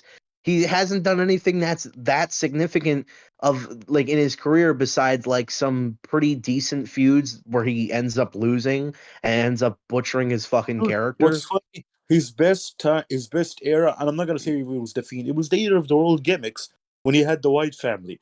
That was the time when I was really into Bray Wyatt. The Fiend gimmick it for was me good was shit. complete. In the beginning, it was good shit. It was pretty damn good when he won the That was title. only that was only an 8-month stretch of it actually. No, they being kind of dropped the ball, but when they changed that up, and then after about 2 years or so, they started to fuck that up.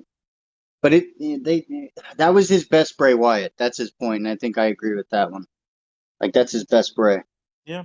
Yeah, Definitely. again, it only literally lasted for 8 months, and then he loses the Cena, and then there goes fucking Bray. And that wasn't Bray's fault, but at the same time, it is his fault when every promo he cut was, and that's when the darkness began to consume me, and that's when the swamp flies used to fly in my eyes, and I couldn't decide. Every time he comes every time he comes, I saw her in the edge of the woods. She talks to me at night, and I don't know. I've heard her in my sleep. Who are you talking about? Why are you giving me like a mysterious vibe, and you're not explaining anything? You're gonna get the answers not next week or the week after that. Never. Or the week after that. The week after that. But you know what you'll get is some like at the pay-per-view randomly you'll get some cryptic shit, some We're gonna have weird the Pepsi dark match. Hey, Luke Rojas. just like his intro. Hey, Luke Rojas, you can describe it in one word. Ready for this? You ready for this? Run. Oh, Jesus Christ. He didn't. That's the white in you. That's the white. Yeah, I know. It comes out every once in a while, but then I have to suppress it. You know what I'm saying, JD? Yeah, right now. I want to run. I want to run away from Bray Wyatt's matches. Oh my God, I don't want to run right now. I just wish I could. Hips don't run well. In the name of the man upstairs, I say you will run, boy. You will run. I remember there was a monetize this. There was a monetize this where we were talking about Tool albums, and then we were saying that Jesse like would be a Tool song, or like his anatomy. His anatomy would be like a Tool cover. Like they would just take an X-ray of his hips or something, and like or of his whole skeleton, and they'd put like space around it. Oh my God! He was doing like the beginning of Parabola or whatever. Like I will walk one day. Jesse, you're gonna. Oh my God, this is weird. This is so weird. The Ghost from the Coast in the chat goes, all his promos sound like a child molestation story. Ooh. True. I agree. Oh God, that is horrifying. Well, you remember when Goldust had the child predator gimmick when he was 6 or 7? That was crazy. That was creepy. I liked it. I thought that would have been a great fucking gimmick. But they should have went somewhere with it, because otherwise now it's just kind of weird because it didn't go anywhere. That they did for it were creepy too. Like he was just like in a dark window, like in a dark children's bedroom or whatever. He's just hanging from the window, like hey. It's like Spider-Man. He's just hanging from the window. Like that's maybe what not fucked him up. He's outside the window. It wasn't even his worst gimmick when he went to TNA. He was Black Rain. Yeah. Oh God. Oh my God, I don't want to remember that gimmick. Holy he was crap! really fat, right? Like yeah, he was very large. They originally very liked large. it. People originally liked it. He might be in his best shape now. Well, no, because remember he did the DDP yoga. He stopped drinking. This is right before he stopped drinking because he became sober in 2008. No, yeah, it was always crazy. It was always crazy. Like you'd be watching like a 2017, 2018 Raw, or whatever, and just all of a sudden it's like Goldust comes out. It's like, wasn't this guy like facing Roddy Piper at WrestleMania? Well, again, he wasn't getting any younger, but I mean, what are you going to do? No, that's what I'm saying. That's what I'm saying. It's just like it was so crazy the amount of longevity he had, where he was performing on pretty much a full-time basis, even until like the mid 2010s, if not above that. And later on, not even on the main show anymore. You guys. They may even wait for Cody, like, and do something. Not a Mania, maybe, but I could see Dustin if it works out properly. I could see him coming back. There's a lot of people, Jesse, that are. Oh, I'm sorry, Jesse. I'm sorry. There was a lot of people that are saying that. There's a lot of people that are saying that Cody should win the title. You know what I mean? Not the world heavyweight title, because I want him to stay far away from that thing. But as far as beating Roman, people are saying, "Oh, he should beat him sooner," and this and that. I'm like, well, here's the problem with that. Now they're on different brands. Even if you were to trade him, it would have to make sense. And then even if you do trade him, why would you? People are going to question, well, then why would you put him on a separate show in the first place? It made no sense anyway. If you were in charge of this company, or you were a wrestler involved, right? Just if you were really, really heavily involved, your life was on this shit. You're not going to think about what the internet fans think and what a bunch of people think. You're going to say, hey, Cody, maybe we want. What if they want him to be the one that really like settles that belt in, christens it a little bit, makes it more than Roman? I don't think that's What's wrong with the that? case because Cody hasn't made one comment on the World Championship. He's only really been focused on Lesnar, and then a promo he cut last night was basically like my focus is like I'm not getting sent to the back of the line or whatever. I'm not getting sent to the back of the line. So I think that is him implying he still wants to face Roman. But or they're gonna have him in the tournament and then he loses somehow. Like either he gets like counted out or some shit, or Brock Lesnar and gets involved or whatever. I think Lesnar might need to hold the new belt first. Quite frankly, I don't fucking think that. I think that would be stupid. I think the whole point Well, of okay, well, who's going to give it some credence the within, whole point like, of the new world championship. The whole point of the new world championship is to give it to a guy who's going to defend it all the time. And I'm not trying to look at this like AEW with like Jericho having the fucking ROH thing. I'm not looking at it like that. It's just maybe it's either. I mean, God, Cody's more the right choice. I don't know who else you put that fucking belt on. Who has even been brought up that's a new generational kind of talent that is even ready? LA Knight, but they don't fucking even push the guy. Seth Rollins or Finn Balor are the ones that are going to. But he's not. God damn it! He should. He's. I see. This is where it gets confusing because I don't know If how. anybody should get the belt, Go ahead. if anybody should get the belt right now, it should be Balor because he would benefit it. Has he gotten the belt? Has he gotten Elias? Rick Boogs. Dude, Hey, I imagine Elias comes out world champion. Ezekiel comes back. Wait, the guy you just said, Luke, did he? Ezekiel Jackson. No, Ezekiel Elias's brother. No, I mean, let's get Ezekiel Jackson back as champion. Remember all the riveting promos he cut? You know, he is the longest reigning ECW champion of all time. Let's bring back Big E as champion. Apparently, he's cleared to wrestle back now. Hey, remember the guy from Nexus who used to wear the T like fucking mask or whatever? He'd like had a mask that said T on it. Now he's like a Christian. Now he's like a Christian rapper. It wasn't a T, it was a cross. That whole fucking like the fact that the Nexus were supposed to be like the biggest fucking thing ever, and now like none of those guys ended up besides Brian, but none of those guys ended up doing anything really. Like it's sad. Oh well, Barrett, he didn't do anything. Dude, he they won a should have bunch kept that. I thought some bad news. That was a great gimmick. They should have kept that. That's a five. You're right. Five intercontinental titles, of which I can only remember like 2 times that he held it. What's in your wallet? I could look for Capital One anytime. What's in your wallet? What's in your shit bomb? WWE Twitter bot to distract from Malone ticket. Thumbs up. WWE Twitter bot to distract from Malone. TurboTax, don't do your taxes. Let us do it for you. I'm Joe Cronin, and I work for TurboTax now. But a few years ago, I was on my way to prison due to tax evasion. Don't be like me. No, don't be like me. Don't think you can do it by yourself. Hire a TurboTax. FS shirt says I'm a imp worshiper on it, so. Yeah, I know. Well, you know what though? People got upset about that. So actually, people did get mad at MJF's shirt. The Christian type of people, they were like, "That's fucked up." No, but I'm. They should get mad at themselves. Yeah, but my point. I don't listen. I don't give a fuck. My point is that other people did get mad. So like, it's not just this. People why get mad did at this that. create so much outrage? Because of the women movement, Me Too? I have no idea. Bomb?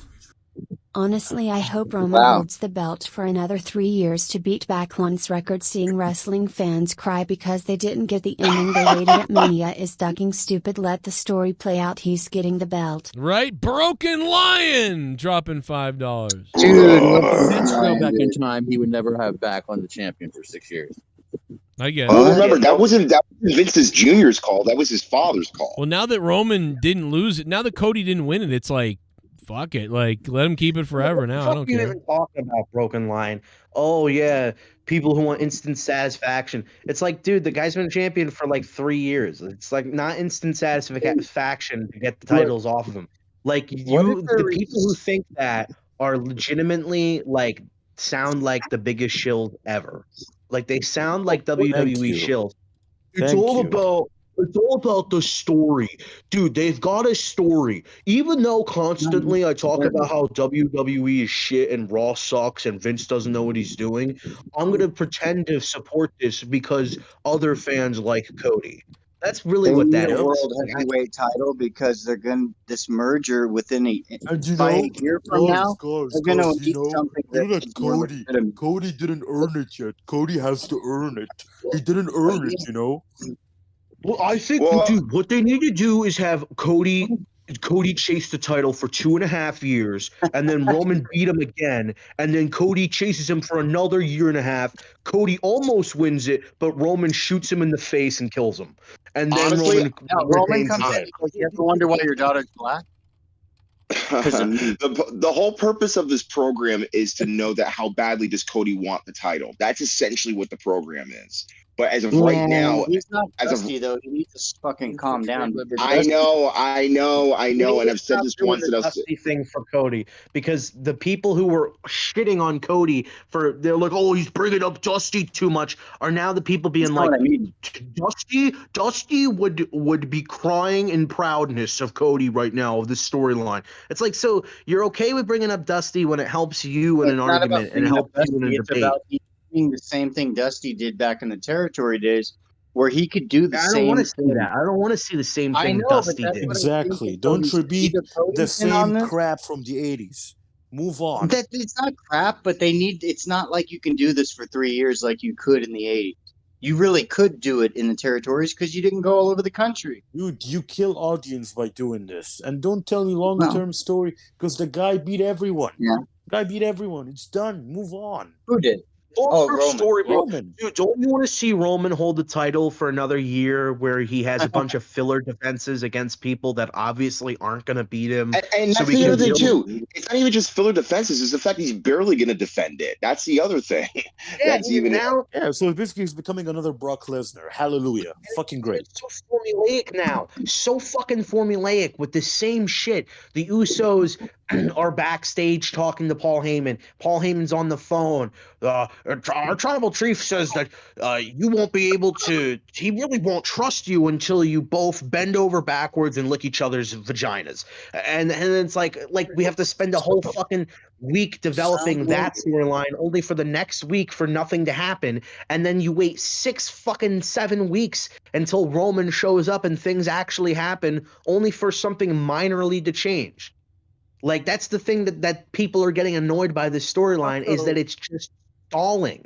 It's stalling for time because they clearly don't know where the fuck it's supposed to go now.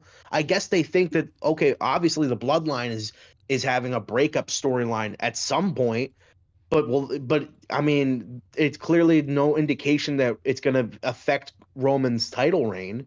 So it's like, I don't know. It's just people are getting fed up with the fact that it doesn't seem like there's an end in sight for Roman's title reign when honestly people were so excited the about fact that Roman has not been injured at all, or at least severely injured to the point where he had to relinquish the title even early on, is a freaking miracle. So, I mean, I'll just take this for what it's worth. Like, again, eventually, will Roman lose the title? Yes. I think we're just all frustrated with the when and the why the when hasn't occurred. That's just basically the thing. I think that they might be building for. Yes, sir. Just saying, Rustoff, you'll appreciate this. Just, I found out something interesting today. You mentioned Gordon Lightfoot dying last night. Right. He had a mistress in the 70s. And she is the one who gave John Belushi his fatal speedball. Really? Murder. Yes, I found that interesting. Yeah, she's the one who killed John Belushi and went to jail for it. That is interesting. Because I know that Robin Williams was with John Belushi like the night as he, passed away. He was the last one to see him alive. I didn't realize that she was. I didn't realize she was with Gordon and he was the Lightfoot. last one to kill him too. No, Robin Williams is sitting there like, God damn, why wasn't it me? Right. No, he thought when John Belushi died, that's what got Robin Williams clean. the first time. What does that even mean? Joe, what does that even mean? The last one to kill him too? As if there was I'm somebody insinuating before he who killed killed him. And that's funny to think that. I don't know. It's just it's a ridiculous thing to say, is why. I it's hope funny. Robin got some of his jokes. I mean, Joe, honestly, your thoughts. I mean, again, the thing is, like, you know, the whole thing with, you know, with Cody being on another brand and how they're going to build him, or whether or not he's going to face Roman again for the title. And My beat thoughts him. is I've I mean, lost what's your- all interest in it pretty much at this point. By the way, dude, There you this go. guy in the chat, Perfection, the Natural Selection, whatever the fuck, which is a dumbass name. Hey, nice fucking stupid meme picture of Jiren from Dragon Ball, you fucking douchebag. Let me tell you something. No, it's not that we hate heels. It's that we hate the same shit for 7 fucking years, or not 7 years, but for the Nobody same like hates 3 heels. years. You would have Love hated you. the 80s. I don't like 80s wrestling. I wear my I don't mother's watch hat. it. No, it was 70s and different in 80s. the 80s. Nobody knew anything. Like, everybody just watched the show and it was actually any good, nobody'd fucking be bitching. Great. Love the 80s. Nobody cared about anything in the 80s because they thought it was fucking Well, they real. You cared. watch the shit because now. people, I'm because sorry. people, dude, I don't like watching. no, I don't no, like no, no. watching. Because I don't people like in the watching 80s, matches. people, I don't people like in the watching 80s, matches. because people, Okay, dude, whatever. because people in the When 80s would people would watch, show up and you dude, wouldn't know about it ahead of dude. time because of the fucking internet.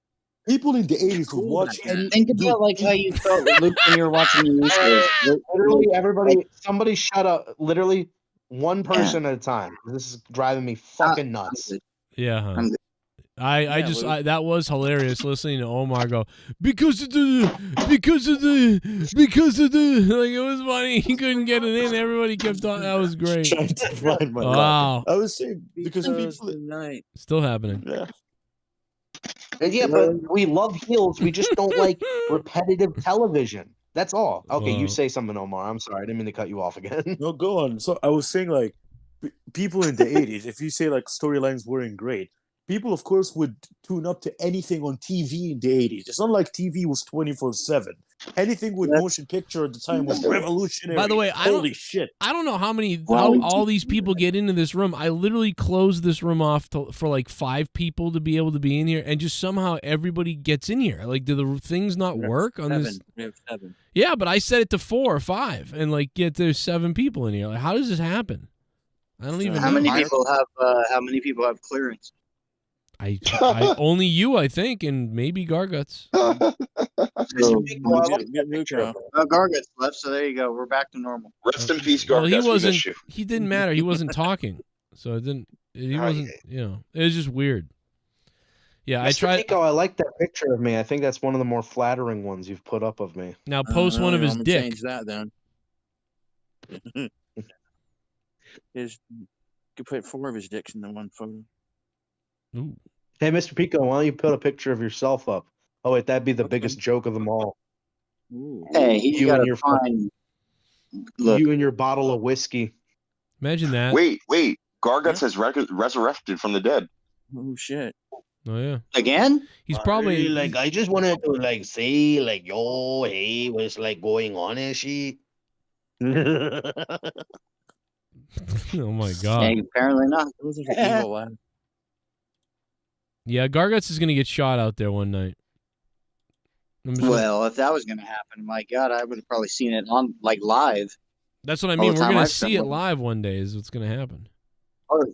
I'll have to start recording our The off-air natural shit, selection, 'cause they did complain. They did complain. When Triple H had his fucking reign of terror, they did complain. When JBL was champion for 280 days, they did complain. When fucking the Authority was doing the most repetitive shit over and over again every fucking week, they did complain. Kid. So you're living in a fucking fantasy in your mind. You're in a fantasy in your mind. You're living in a fantasy in your mind. It's one of the best fights. Some random moment turned it into a fucking forever. Like, It's one of the best fights I ever heard in the recent memory, I would say. you're living in a fantasy, Luke. We're living in a Why it was fantasy. such a great fight is because it came out of nowhere. Just out of nowhere. All of a sudden, just we're like at each other's throats, and then Joe's just like in the. I think you're really eating something at the time, just taking it all back. Yeah, I was happy to relax and enjoy a nice little Well, also and then someone to. Garguts came in and just yelling about. Oh some yeah, shit.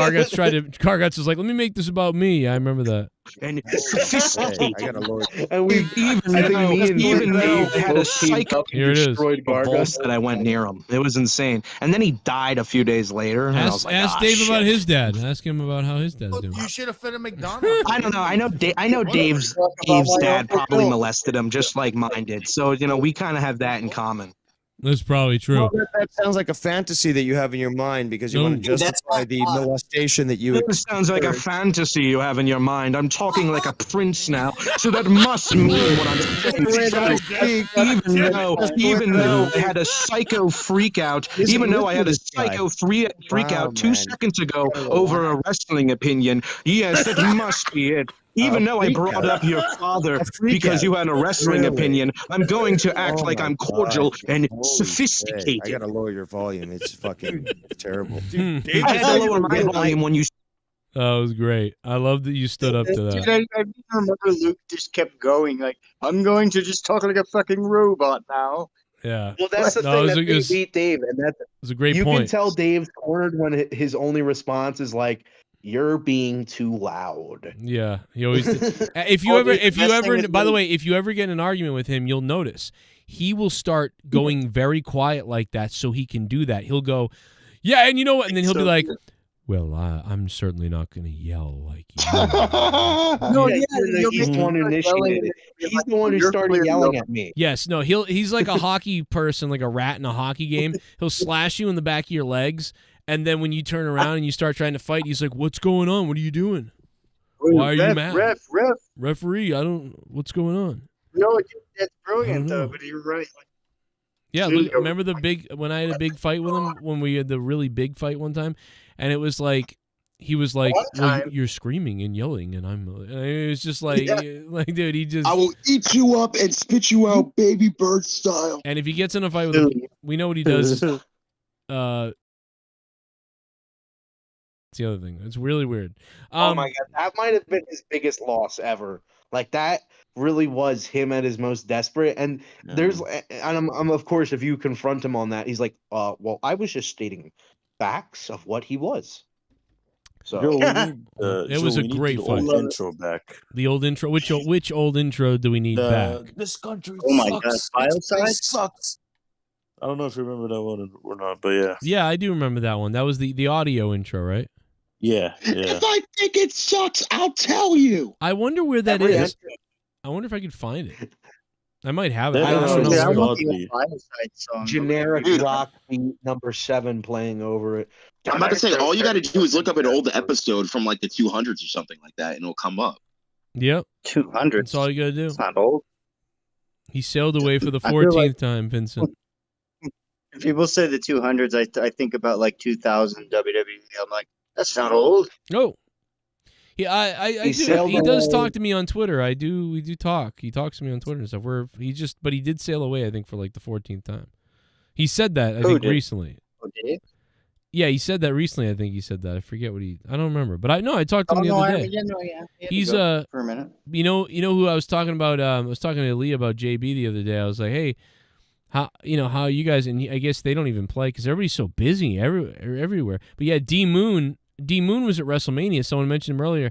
Yeah, he was at WrestleMania. So he had a good time at Mania. It looked like he seemed to be having a good time. But I don't know. He sent me texted me. Sorry. No. Remember the JB having a shit donut? That was fucking god. When he shit in the bathroom and recorded it. I can't see how anybody would watch his intro and then want to listen to him anymore or watch the show after the intro. Who? Yeah, fucking. Oh yeah, I'd be like, you gonna have an 8-minute intro for yourself? He's like, the wrestlers are all such narcissists, crazy people. Oh, I've got a 9-15-minute intro of my fucking shit because I'm a fucking weirdo. Like, I mean, bro, come on. To mention, it's just like he really seriously thinks that like he is like an important like commentator when really he's just a fucking shill fan. That's what he is.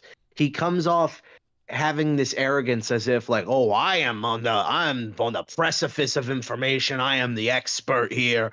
It's like but then he talks, and then you're like, oh yeah, he's a mark. He just Yeah. comes off like a fucking mark. Makes up outrage about women like Brit Baker, but then says he'll fucking hold them down. Wait, who are we talking about now? I'm lost. We're talking about Catman, but let's listen. I think I got it.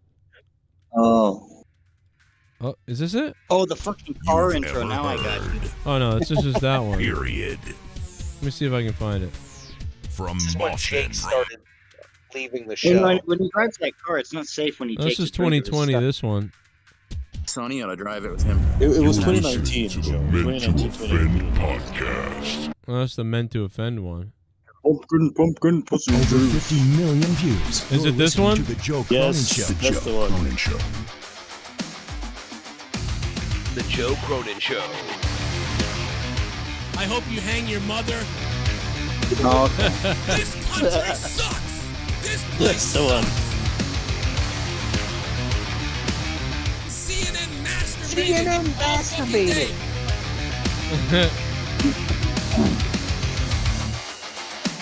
Dude, I will eat your fucking asshole out and then spit it into your mouth, baby bird style.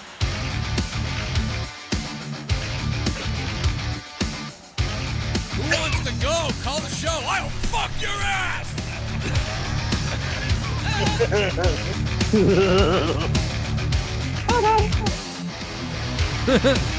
I want to kill myself. We gotta update this. It sucks, I tell you. We gotta update this and add Yeah, a couple more clips to that. Yeah, replace it with the with that rant that you cut on Sith Hayes, who lived in a fucking trailer. Like, put some clips from that.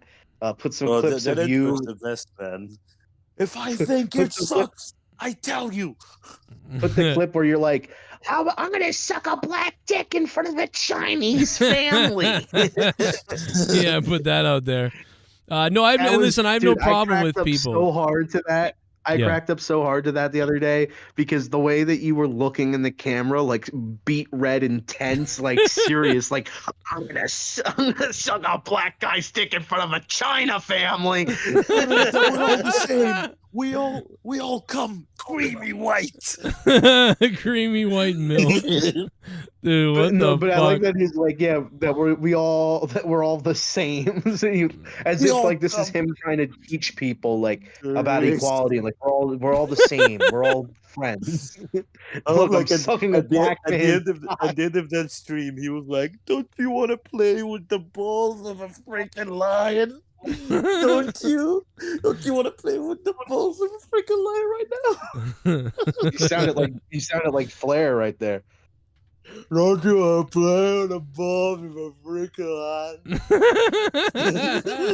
Freaking lion. With lion. I can't even do it. He's basically sound like a retard in order to sound like Flair now. Sound like you've had 7 or 8 shots of Fireball in order to sound like Flair now. Oh my god. Fireball turns me into a fucking horrible it's asshole. deadly. It's deadly. It's deadly, man. Like Joe's drink, his poison, isn't it like tequila or something? Or Well, tequila's like the first thing I ever drank, and I did have some crazy times on it, and it does fuck me up a little bit. But it's for what there's a couple of things. In the first one, Jaeger does at a certain point, Jaeger turns me kind of nuts, but Hennessy will make me assault people. It's very strange. Well, why do you think that's a certain community's favorite drink? Yeah. Well, that explains the violence, I guess, right? I know it's weird, but for me, it's cider, man. Cider, cider really ruins me. Yeah, I don't know why. Yeah, that's interesting. I'll sleep with you. I mean, well, Joe, I want to bring up this point from last night that I thought was so like you really. I think you were just responding to somebody, but you really made it sound so clear to me with Seth Rollins. his character and is basically, what if I was the Macho Man's brain, but it's me? Oh yeah. That is so perfect. It's like that's exactly what I think it is. It's just like, what if I'm Macho Man, but I make it about me, like instead, like there's no character to him that besides the fact that he's wacky and crazy. Yeah, he's just But eccentric. besides, Which Yeah, but, kind like, of was why is he Macho just Man was like that. So that's why I compare it, because it's kind of what Macho Man did. It's just Macho Man was better and had the better charisma, but it's similar to the Macho Man. I'm a nutcase. Like Seth Rollins is basically like a white male Oscar, kind of. but he kept that role. Like Macho Man never like all of a sudden wasn't Macho Man. Now he's like, well, now I'm Mach, and he talks like regular and shit like that. Seth Rollins, he'll go in and out of the crazy guy character where he'll be like, and I'm the visionary and I like to do this. But then all of a sudden he'll be like, but now it's time to get serious because I want to talk about that world heavyweight championship. Yeah, it's so weird. It's just like, are you the crazy guy or are you just regular Seth Rollins? Because really, it just looks like you're being a fucking poser. You want to be a character, but you also don't want to fully commit to it. So Right. why don't you just do another gimmick? I'd rather have fucking Architect Seth Rollins back. I'd rather have Shield Seth Rollins back, or even Seth Rollins when he was like the Intercontinental Champion or something. Anything is better to me than meandering promos that are just him flailing around his fingers, being like the visionary and ugh, it's gross. Yeah, I don't like it either. He's kind of like and change that stupid theme song. It's shit. I don't understand why people sing to that theme. It's fucking Retarded. terrible. It's His old retarded. theme was better. His old theme retarded. was literally generic rock and was better than this. I agree. 100%. Well. It was actually, what's What a funny? The horrible original, theme. the original theme he had, it was done by the same band that did Cody's theme. Downstate, I think they're called. The one that did Kingdom. It's the same band. Down syndrome. Yeah, Down syndrome. Down with the syndrome. Down syndrome. Sorry. You screamed on the top of your lungs. I had a freak up. Meanwhile, you're the one who's Jericho. fucking getting just overwhelmed. You're getting Oh, overwhelmed. Ooh. Yeah. Hell yeah. Why don't you Nice normally? What? So Okay. I'll speak like you. Careful. You might educated? I doubt it, but I doubt it. Anyway, what I want to get into is the perpendicular derp. Just because you use big words, Dave, doesn't mean you're smart. It just means you're a douchebag. It actually does. No, it doesn't. No, it doesn't. Because you know what? I can read. You can read out of your. You didn't even know the difference between a fucking between silver, bro. Like, shut the fuck up, bro. Here we go. What a great fight it is. It's available up on Patreon and on Corrupted Nation. Of course, everybody has my back on that now, but that night everybody was like, "Well, I kind of agree with Dave." Of course, I disagree with that. I took a poll and it was very close. In fact, I even sent him that poll. It was, in fact, you won the poll. It was like 60% for you. So it was actually very, dude. It was. I don't remember that. No, it was real close. The poll was close. That may even exist somewhere. I have it somewhere. But yeah, the poll was real close. Very close, the two of you. So yeah, no, it was a good. I understood everybody's side of it. It was a fun little fight. While I was talking to you, I was scrolling down on my YouTube and I see a meme of Lightning McQueen pop up. Yeah, and you got horny. All it says is like, "Do you like the way your skin feels on your body?" What the fuck? I don't know what the fuck that means. Are you sure you're not on some serial killer's YouTube channel? Oh my god, I gotta piss my pants. No, not. I'm using a serial killer's YouTube account, my own. No. There it is. Adrenaline in my soul. Dusty Rhodes is dead for good. Do it all over again. If you said that, remember when you said Down syndrome band, it should be a chromosome in myself. Can Q handle MJF's chest chops and practical jokers? Oh yeah, I watched that today. It's It's fine. not going to be the. It's not going to be the same without Joe on there. Probably the nicest you'll ever see MJF be on camera. MJF should die in a fucking plane crash. I thought you were going to say pit of spikes, but all right. He should die in a pit of spikes. Or in an oven. How about you stop trolling in my YouTube channel? How about that? Cronin, he comes up to me. What's that? You should do something positive with your channel. You should try to benefit others and make a positive platform. And I hope you die in a pit of spikes. The Rock has AIDS. Holy crap. a former WWE superstar and current movie star. I was gonna try to read a fake article. Oh my god, dude! I'm like, what the fuck? So how much I'm stretching to keep the show alive right now. the power of mana or nana, whatever the fuck infected me. Yes. Oh yeah. Basically, he sold what was it, like 3 million units or whatever like that, and he's made practically a killing on it. So if you want to call that news. Oh, what about The Rock? Like the way he We gon' suck their dicks off. We gon' harm them. We gon' suck their dicks off. It's about dick, it's about penis. Men are from Mars, but I'm from Venus. Put it in the butt, stick him in the shower, and take what's ours. I want to drain the main vein, but statements are so insane until you scream, I'm so motherfucking gay. Women gonna fuck though. Masturbation, ejaculation, slinging lots of semen to the masses. Face to face and now we fornicating. Pussy only when I'm busting asses. Meat on you so thick indeed, when I'm pumping hard, you're gonna scream, mama. Don't bring condoms to the queen, Rama. Coming on you with extreme mana.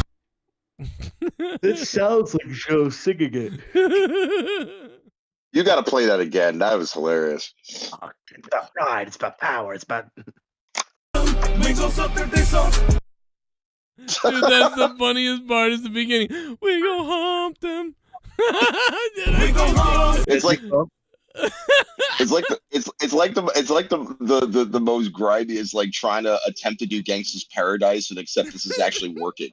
We go hump them. We gon' suck their dicks off. We gon' hump them. You know what's funny part? We gon' hump them. We gon' suck their dicks off. We gon' hump them.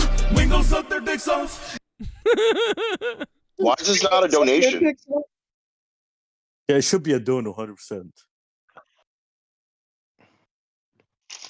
I got well, anyway, The Rock. Did anybody hear about him pretty much ruining the fucking Shazam franchise? Basically, like he wanted to push himself as like the main guy of the new of the DC universe. He wanted to put himself over. Yeah, he wanted to put himself over, even though he's Shazam's villain. But he wanted to be like above Shazam. That's The Rock's new theme song. We gon' suck their dicks off. We go hard. We suck the dicks off. It's about pride. It's about power. It's about penis. Men are from Mars, but I'm from Venus. So what's my motherfucking name? We gon' suck their dicks off. That's Chris. Why is this Aiken not a says that's donation? Seth Rollins' new theme. I want a remix for this. Looking at TJ Maxx, that was good. I think I'm gonna head off tonight, because I gotta go wash my clothes in the sink because the washer's broken. Good night, Rojas. I love you. At least you start washing them now. That's good. I love you too, Joe. I love you too, and it's totally non-sexual love. You know, it's completely platonic. Platonic. Well, that's not the case with you, Rostafa. That's not the case with you. No. You better sing me a show tune naked, bro. We go home them. Well, the Rock has already taken care of that for me, so I don't need to do it. So there you go. Ah, that's Samoan skin.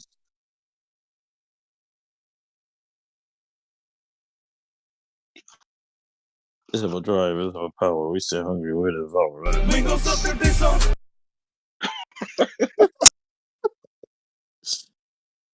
What's my motherfucking name? Cock. The Cock. Dwayne the Cock Johnson. What a name. What a fucking name. That might be a little bit too specific.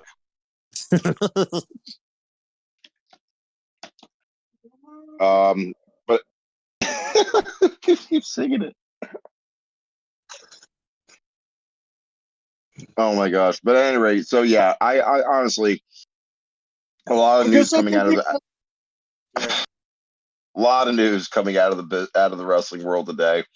But yeah, it's only going to get even more insane from here because again, obviously, you know, we keep on talking about Punk and allegedly he's coming back on for the Chicago show in June. And Cult of meat and extra cheese. The cult of meat and extra cheese. yeah, and allegedly everybody's on good terms. But again, no, the idea of just bringing a show in to just have Punk just be on that show and not Dude, to we mingle with. that 2 weeks ago. Like, what do you mean? There's no new news. We already knew that. No, What I do you know mean? that. What I mean is that the idea is stupid for having him just being on one show and not expecting to work with any of the guys on the other show at any given point while he's still under contract. Well, you know, it's just kind of like WWE. It's like with the belt thing and Cody and all this. It's like, give people a chance. Give them some time to figure shit out because they're all human. Maybe at first they don't fucking want anything to do with each other. Not even in the same building on the same day. But then maybe later, shit's not quite that tensious. Like maybe they're never gonna be fucking friends. Like the key word is maybe. I mean, the key word is maybe at this point. It's like at this point, I'm just happy if CM Punk's there. And yeah, put I'm just MJF. happy. I'm more worried about where's MJF going. He better be on both shows. I am just happy that he's at least, you know, coming back. It's at a point because again, there was a point where I'm thinking, you know, just a few weeks ago, they're talking about it, but there's no way. But the fact that it's come on, you know, with momentum and Punk has shown interest says a lot. He's not got that long left. He of course he's willing. These fuckers are the ones that are fucking a little less like he's fucking a child too sometimes. But these people haven't been around long enough to realize this isn't worth it. Plus they haven't grown up and they either made like what did Jim Cornette say? He said, I think these fucking guys, these young bucks and shit and the Kennys and these guys fucking take a lot less money just to do what they want to do. And that's a different way to look at it. Like Punk's trying to get out there and say, let's make business. Let's do some business. And I don't think that those guys really give a shit. They probably like maybe they're really good with their money and they've made enough. Maybe they don't really care. But that's like, just the thing, though. You're thinking about your own money and you're thinking about your own pay, but then you're also not thinking about all the wrestlers, all the personnel, all the staff that work for you. And I don't think that's really the case. But honestly, I can also look at that from that perspective, too, where it's like, well, how badly do you care enough about being, you know, a great company that is making a lot of money? And again, you're not making WWE type of money, or at least not they're making in the next more 10 money years. Than the company. Roster makes more money than the company could possibly make.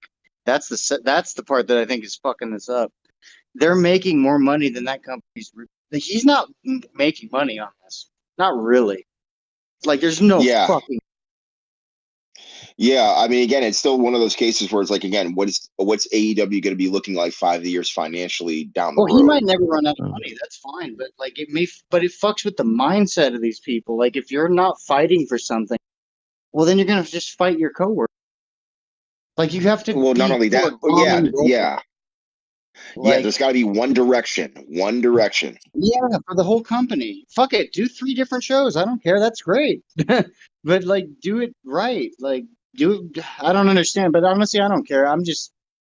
Let's see. Maybe this is the one clusterfuck Tony actually comes out smelling like roses on. Maybe this time it works. I mean, he'll smell like Rox's Mana. We go harder when there's a Well, I mean, I think all this whole time he's expected it to fucking smell like roses, and it smelled like shit. And I think he needs to fucking change that. Like maybe this looks like a cluster because it is, but then maybe we can uncluster it. You know, maybe this works. The Wembley thing, people are bitching like, oh, he's not going to sell 80,000. No, but if he sells 40, that's pretty fucking good. Dude, the fact that they have a pre-sale of 35 consecutive, whether or not some of them might be scalpers or what have you, who cares? Dude, you sold 35,000 tickets in a pre-sale. That's something to be proud of. Wait, those aren't necessarily like that. That's not talking about whether they're pairs of tickets or singles or. No. That's every ticket, no matter if it's group tickets or whatever. Yeah. Oh, okay. So he's already almost cleared 40,000, at least for putting their money putting their mouth where their money might be.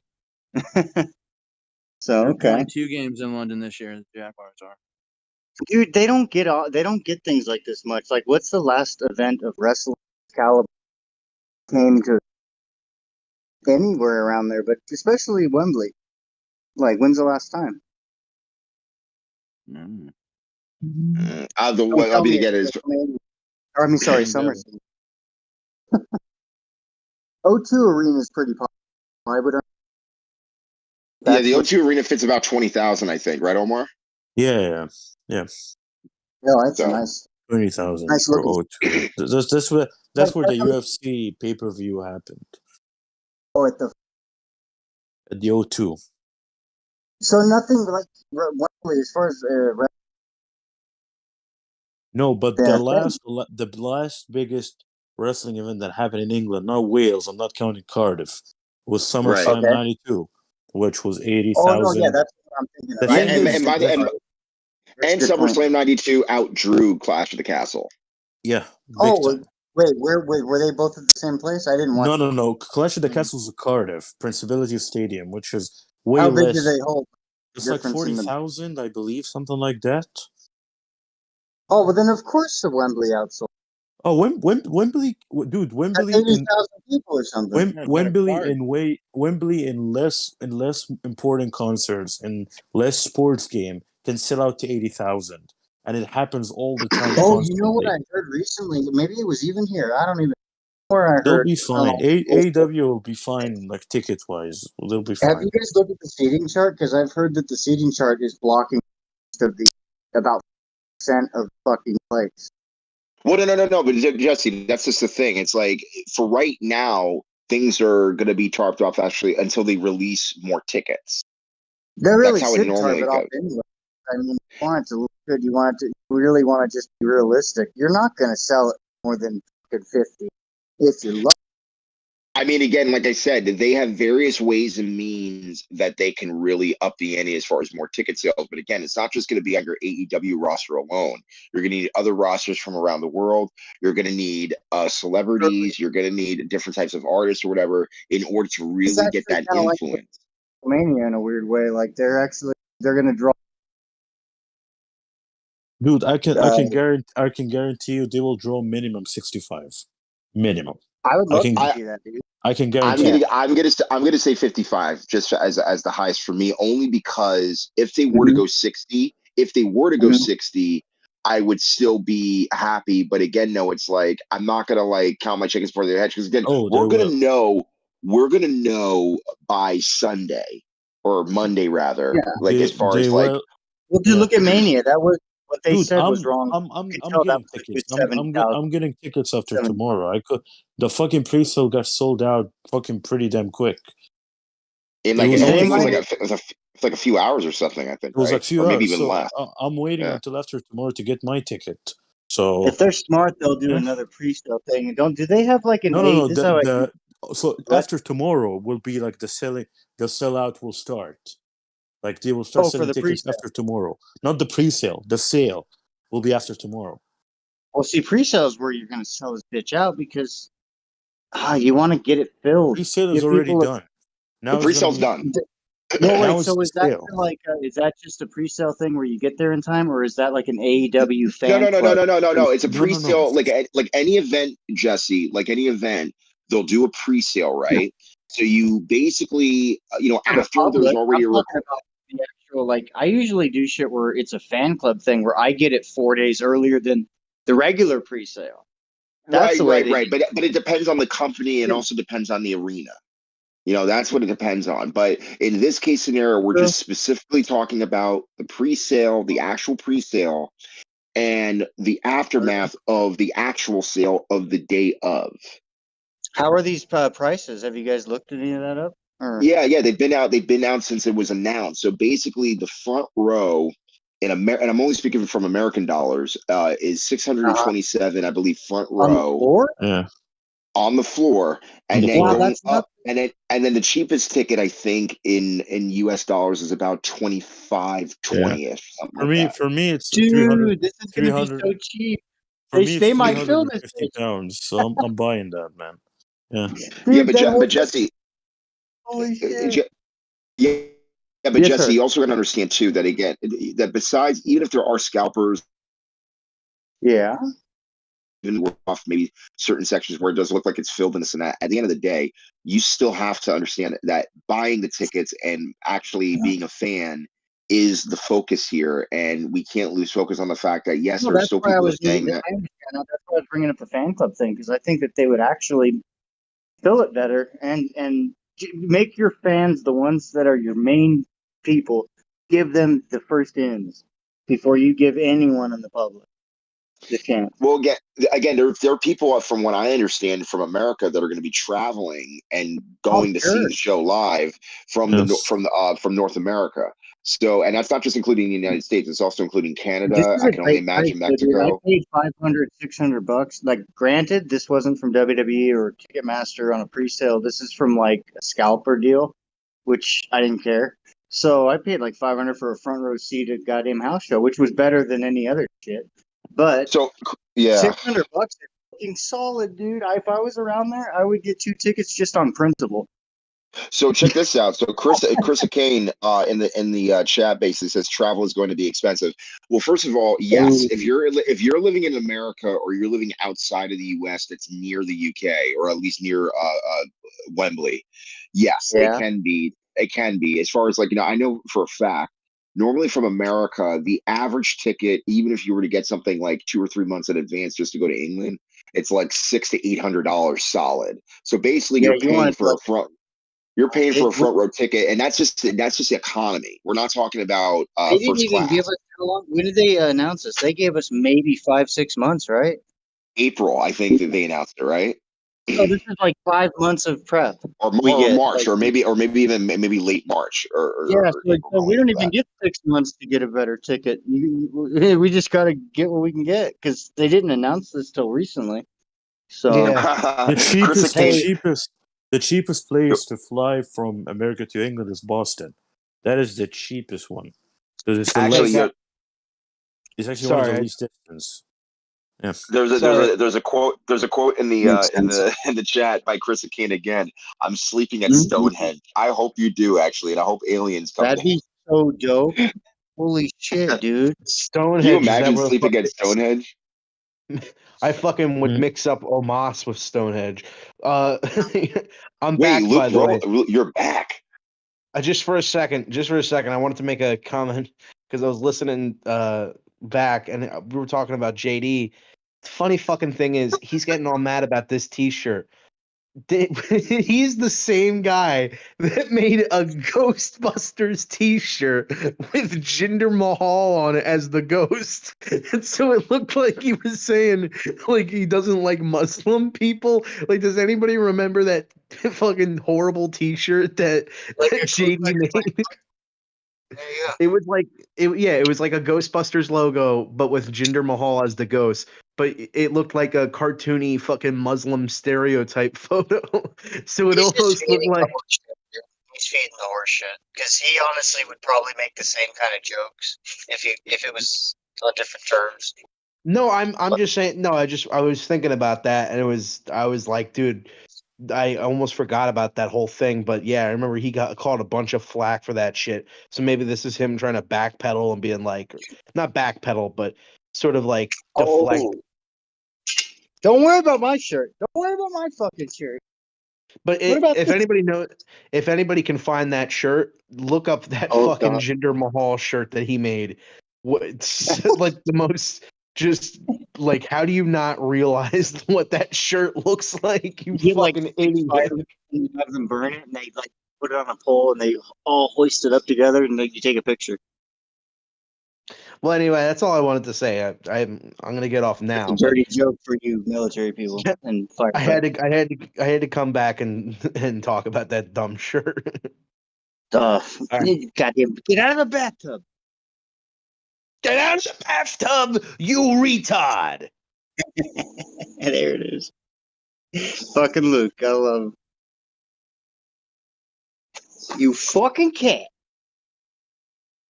But no, anyway, what were we talking? We were talking about fucking again. What? Where? I don't even remember. Oh, Wembley, right? Wembley. So no, I think it's gonna be great, dude. It's like if they do this right, they're gonna actually have about a month well, if they do double or nothing right, they'll have 2 months, I guess. But by the time this new show starts, they're gonna have a good month fucking or two to really break this open and make it worth a damn.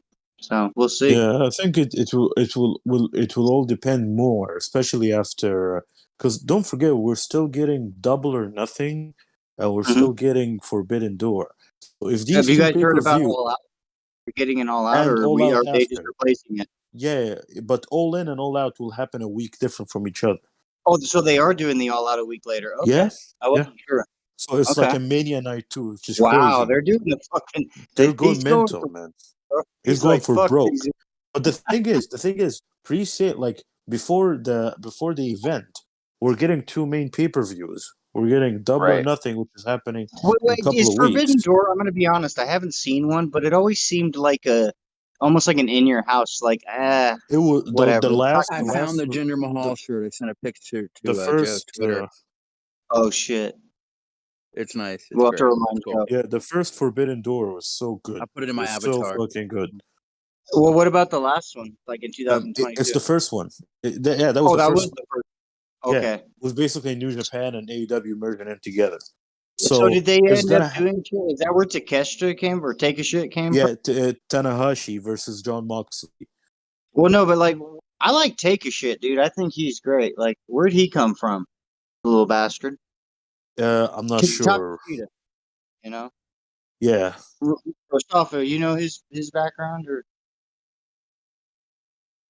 Well, dude, all right. So, like, Forbidden Door, maybe. Like, I'll check it out this year, maybe. Fucking, that's crazy that they're doing what 1, 2, 3, 4 major goddamn So shows. two major shows before All In, and All In already will have a lot of indie rosters coming in. So they're You'll having probably 4 major shows by September. like in All In, yeah, Wow. no.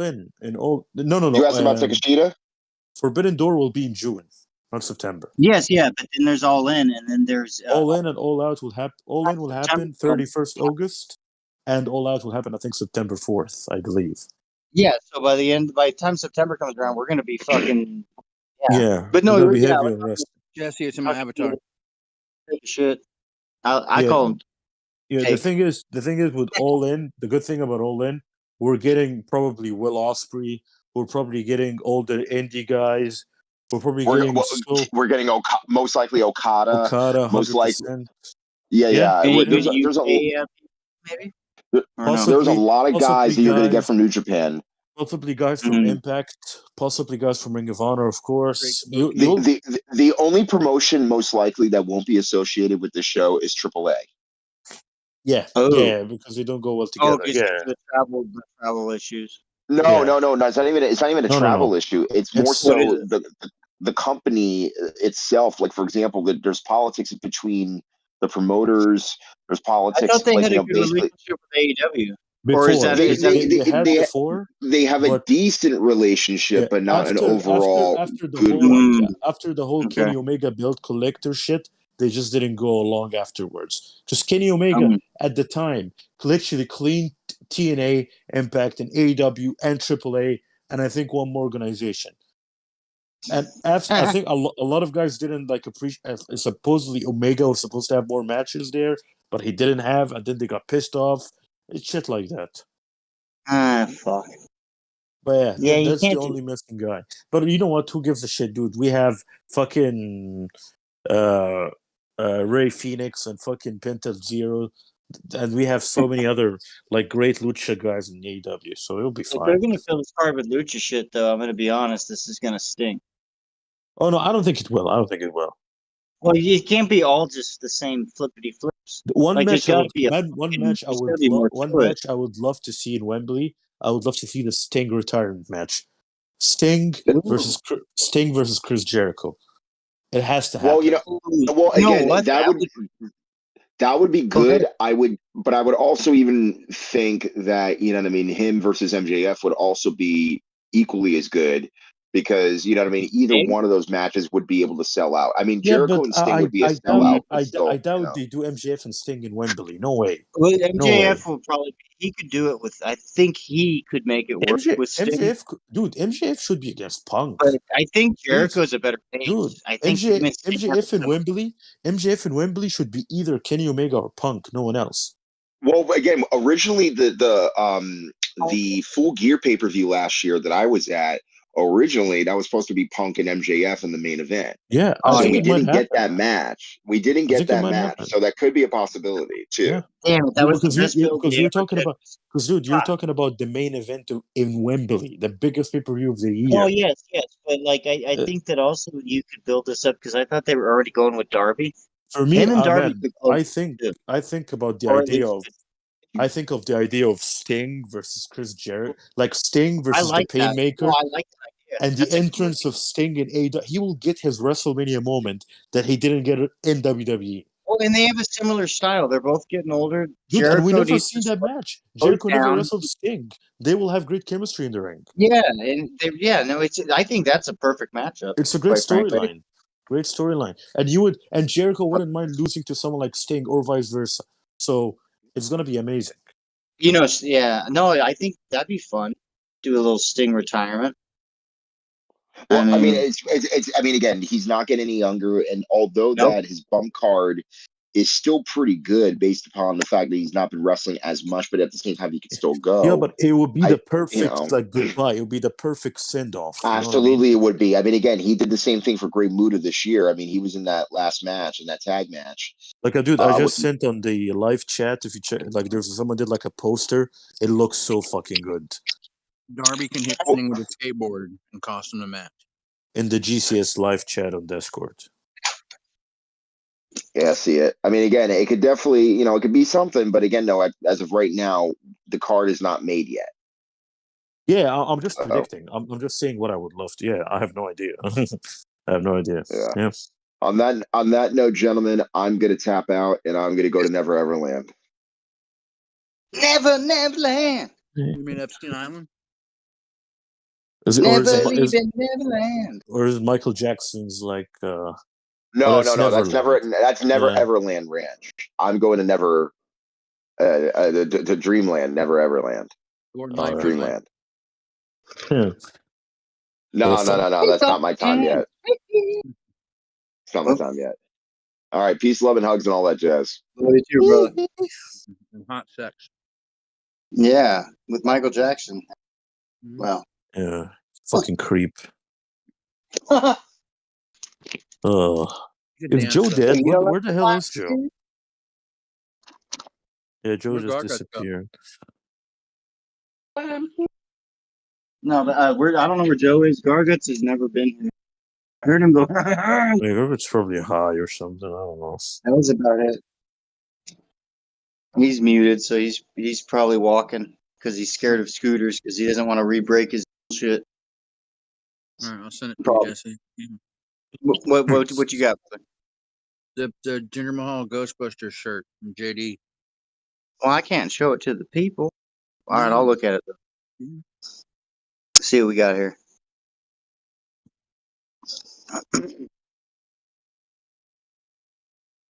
Well, fuck Wembley and their tennis. I'm shitting. Goddamn residents. Now drop a dono and I'll take pics. Well, the hell? The Joe Cronin Show. The Joe Cronin Show.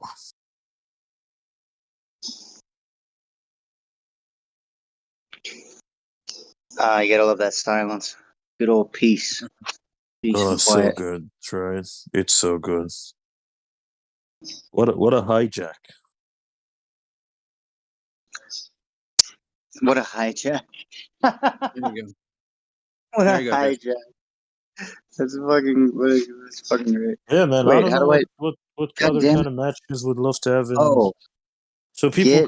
people in I don't know in chat. What kind of AEW Wembley all-in matches would you like to see? Drop in some suggestions. Good question, but Pico, I got a question here about the shirt. It says Anna hashtag. Jay's Nothing is made though, so you can just put Anna whatever. What Jay's is this? What ass is against this my nose. FF my TV shit? What is the FF thing? What are you talking about, guys? Well, It's the Jinder Mahal shirt. Get off my TV when he was the champion. oh, get Remember? off my TV. I got okay. So Yeah. it's got. Oh, he put Oh, like it's the fucking Indian. good. He put like basically the Indian Sikh like face on a ghost, and it says, "Oh, get out of my Yeah. TV." Get off my Yeah, airplane, motherfucker. yeah. How about that, you son of a bitch? Yeah, Punk Omega main event. Yeah, it has to be Punk Omega. Punk Omega would be great. Punk Omega would be perfect. I mean, that would be. I mean, apparently he's the only one who was willing to speak with Punk out of three cocksuckers. Punk's dog against the Elite. Oh damn! Omega, Omos I versus just Nia put Jax. fucking Larry against Tony Khan. Larry's fucking going over. I'm telling you Yeah. right now.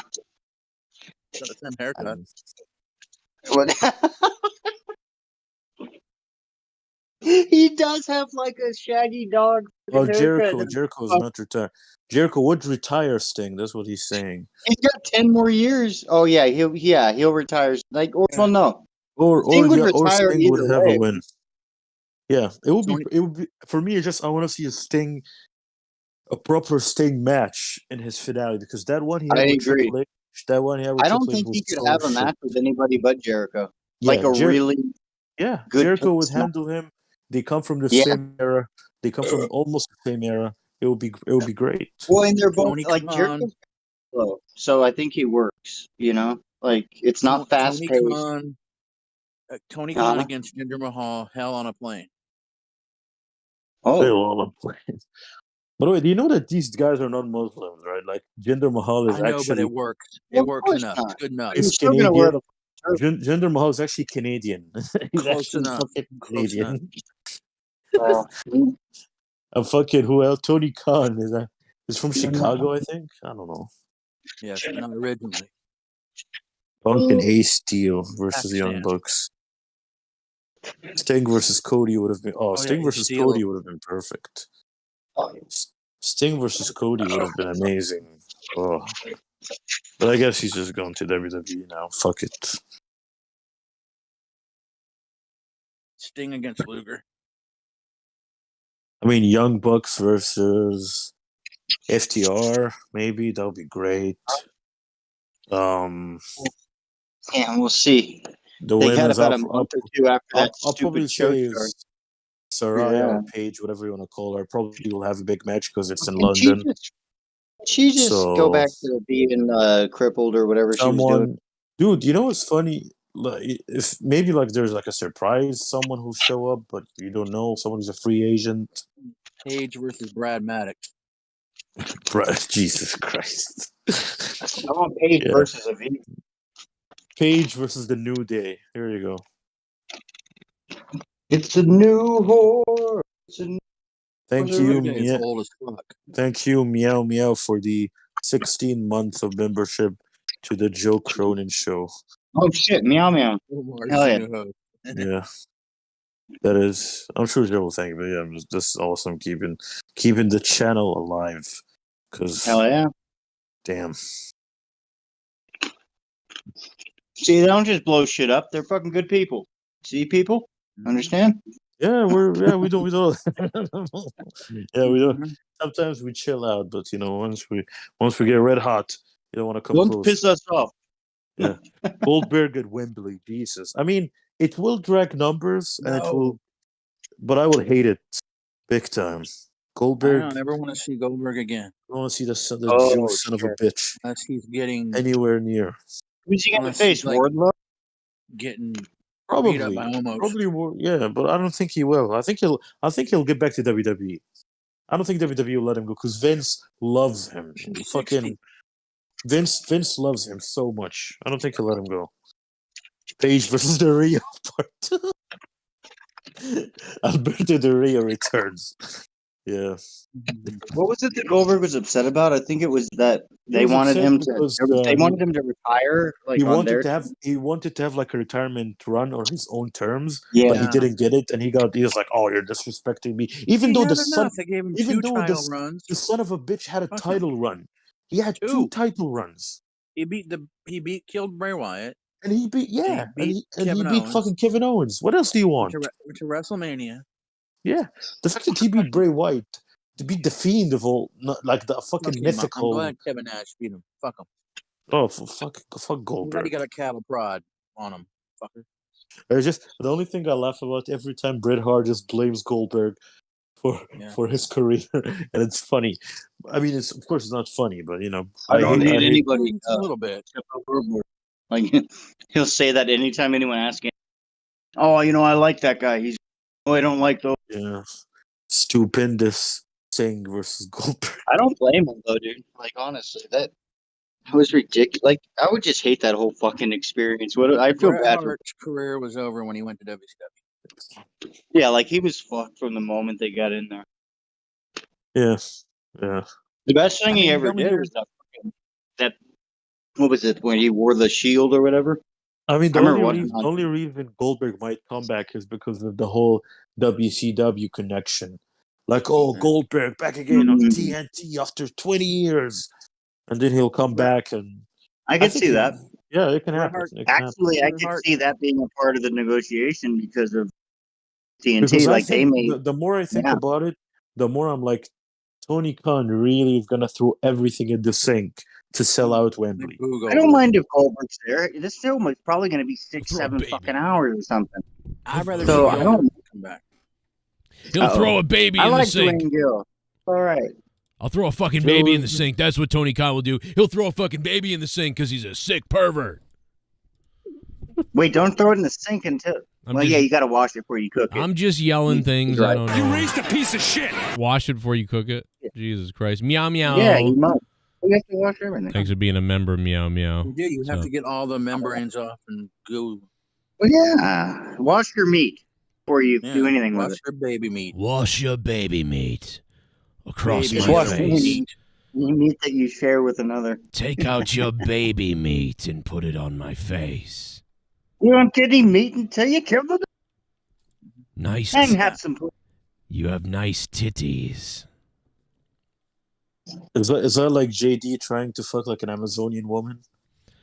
No, I'm just doing voices. Oh, speaking of which, fucking Pico sent you that shirt. I saw it. Yeah, I don't really get why though. I don't understand. I think it's when he was the champion and he was, on TV a lot. But like, I don't get what the point is. Like, I mean, I get it. I remember the shirt parody. The point he's is not a funny person. The point is he's trying to basically act all. I'm getting offended of this, but apparently, if he follows the same logic, this is apparently offensive too, right? Isn't that supposed to be racist, right? Why is it? Wait, why is that? I just don't see the comparison. I guess. Like, I mean, if it was like a bloody guy T-shirt, then I would see. But I don't because he. Yeah, it's so retarded. No, the he whole, can make whole- that I don't think it shirt, but has now anything he's to all do high with. and mighty. Yeah. I don't know. I guess I don't get it. I don't get that. But yeah, he made shirts. The funny part is the one and you that know what? brought He up sold that about 300 of those. So. I don't know. Whoa. What the hell for? I don't know. You can't account for taste.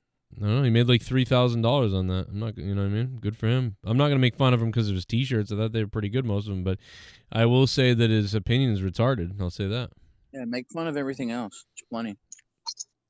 Yeah, Well, he's weird. He's just picking his bull. He's just full of shit. That's what it is, bro. He lied. How many times did he lie about me about goofy stuff? You know what I mean? Like, Dude, you remember the whole Car car payment. thing, the car bullshit, and there's all. so many. It's so There's so many things, a bro. real It was car, like, Joe. what? He's got a fucking mythical Mustang. He's like a bull of hate, dude. He's like a fucking bull of fucking hate, and he just rages and he tries basically to make everything toxic. Like, I've never seen a video of him where he just goes straight to the point. He has to make it venomous and terrible and awful. Can you Can you guys believe that Matt Hardy is? Are we even understanding? And Mustafa's not here anymore, but we're getting a deletion on Friday. Oh God. What? Yeah, They took away his driver's license. They deleted. I'm his serious. driver's This is on Twitter. I don't know what that. This is on Twitter. From the next great war here at the Hardy compound. And ever since last Friday on Rampage, that the film in that dastardly hole of the ass. Ever since last Friday. And ever since last Friday on Rampage, that the film in that dastardly hole of the ass committed those atrocities against my man that moans, Isaiah Cassidy. You can tell he's the one My take guy. essence has been behind the wheel. But now it is time for the film Deletion. This Friday on Rampage, Ethan Page, Bill that is big, Lee Moriarty, and Stokely. Moriarty. You are about to become obsolete. Now, follow me as I go to I'm the ready for door this. I'm actually of hyped. I'm hyped. Prepare. Why? Theo Benjamin. Yeah. I need you to take I'm actually gonna watch Hey, it. FTL I'm gonna watch Rampage. Rampage. I swear to God, for the first time, I'm gonna watch Rampage in a while. Tables and put them all over the Hardy compound. Rampage was good like the week ago or two. Have a Last 2 weeks. deletion Not the last week. Yeah, that's true. without fire. He's got a We casket. must burn the film to the ground.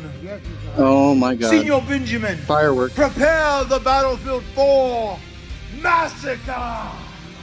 Wait, wasn't this guy Major over for a while? The Benjamin Massacre! guy? Massacre! Oh, yeah, he was. Massacre! Massacre! Massacre! This is sad. I'm excited. I feel like he's gonna let this gimmick go. This is It's not working 26 like. Dude, is this 2016 all over again? I'm ready What are for. we doing You know what though, dude? I swear to God, between- I'm actually hyped about this. It's so out of nowhere. I want to have a couple of beers and watch this. I'm not even kidding. You better fight a kangaroo. Oh. I mean, it's Joe, not, I'm curious, it's not as gonna be as bad. It's not. It's gonna be better than the draft. That's for sure. Well, yeah, but Joe, is this because you enjoyed him in 2016 or whenever, or is it because you're legitimately excited for right now? No, I think it's I love that gimmick, and I know that it faded. That's what I mean. Like, it faded over the last couple of years, so it's almost like I kind of want to see that just for the nostalgia. I love the summertime, especially when it's summer. I wish it was actually like June or July because summertime reminds me of that deletion that summer, man. I love that 2006 that 16 one of year. the few things Impact got right. Right. Oh yeah, one of the few things for sure. When they were ahead of the curve, you know, the cinematic shit. That was like before COVID and everything too. So like they were ahead of the curve, kind of. Oh yeah, they did the cinematic stuff. They didn't even know. Yeah, that everybody. It's was not into. as good now. Obsolete as Jeff Hardy's driver's license. Well, dude, that was so sad watching them. Like he wasn't even dangerous. He was just being stupid. It's obsolete. Yeah, I don't know. I don't mind it. I like Jeff. Not Jeff. Jeff. That fuck. No, I like Matt. I just don't know. Like I see him out there doing the elite thing, but he's got his money Matt Hardy shit on it. I'm like, pick a fucking side, dude. Pick something. Like yeah, I don't know. The best thing I've seen him in is when he got his fucking nose broken by Orange Cassidy on the first Rampage. Like that was my favorite thing Matt Hardy's ever done. When he got hit by got busted open the hard way from Sammy Guevara's chair. Oh, I didn't see that. Oh, when he fell off that thing, hit the back of his head on the cement. Oh yeah. His wife went. Okay, you know, yeah, he should have died in AEW. His wife went apeshit crazy on Twitter. He should already be. That's why he's going back to this gimmick. He should have died in AEW already. Oh my god, dude, that's fucked up, dude. That concussion he had. How long did that take him out for? I wasn't watching at the time. but I saw footage. That was nasty. Yeah. Like, holy shit. Like, I thought his career was over when I saw that. Yeah, it was nuts, dude. He could have died that night. I mean, that was... Was he gone for a while, or? No, I want to say he was gone for like a month or 2 or maybe 3. I think it was less, though. No Chris Benoit? Didn't he wrestle a couple weeks later even? No, he might have come back pretty quickly from Oh that. that's right. I think he wrestled like the next week, and people were in an uproar about it.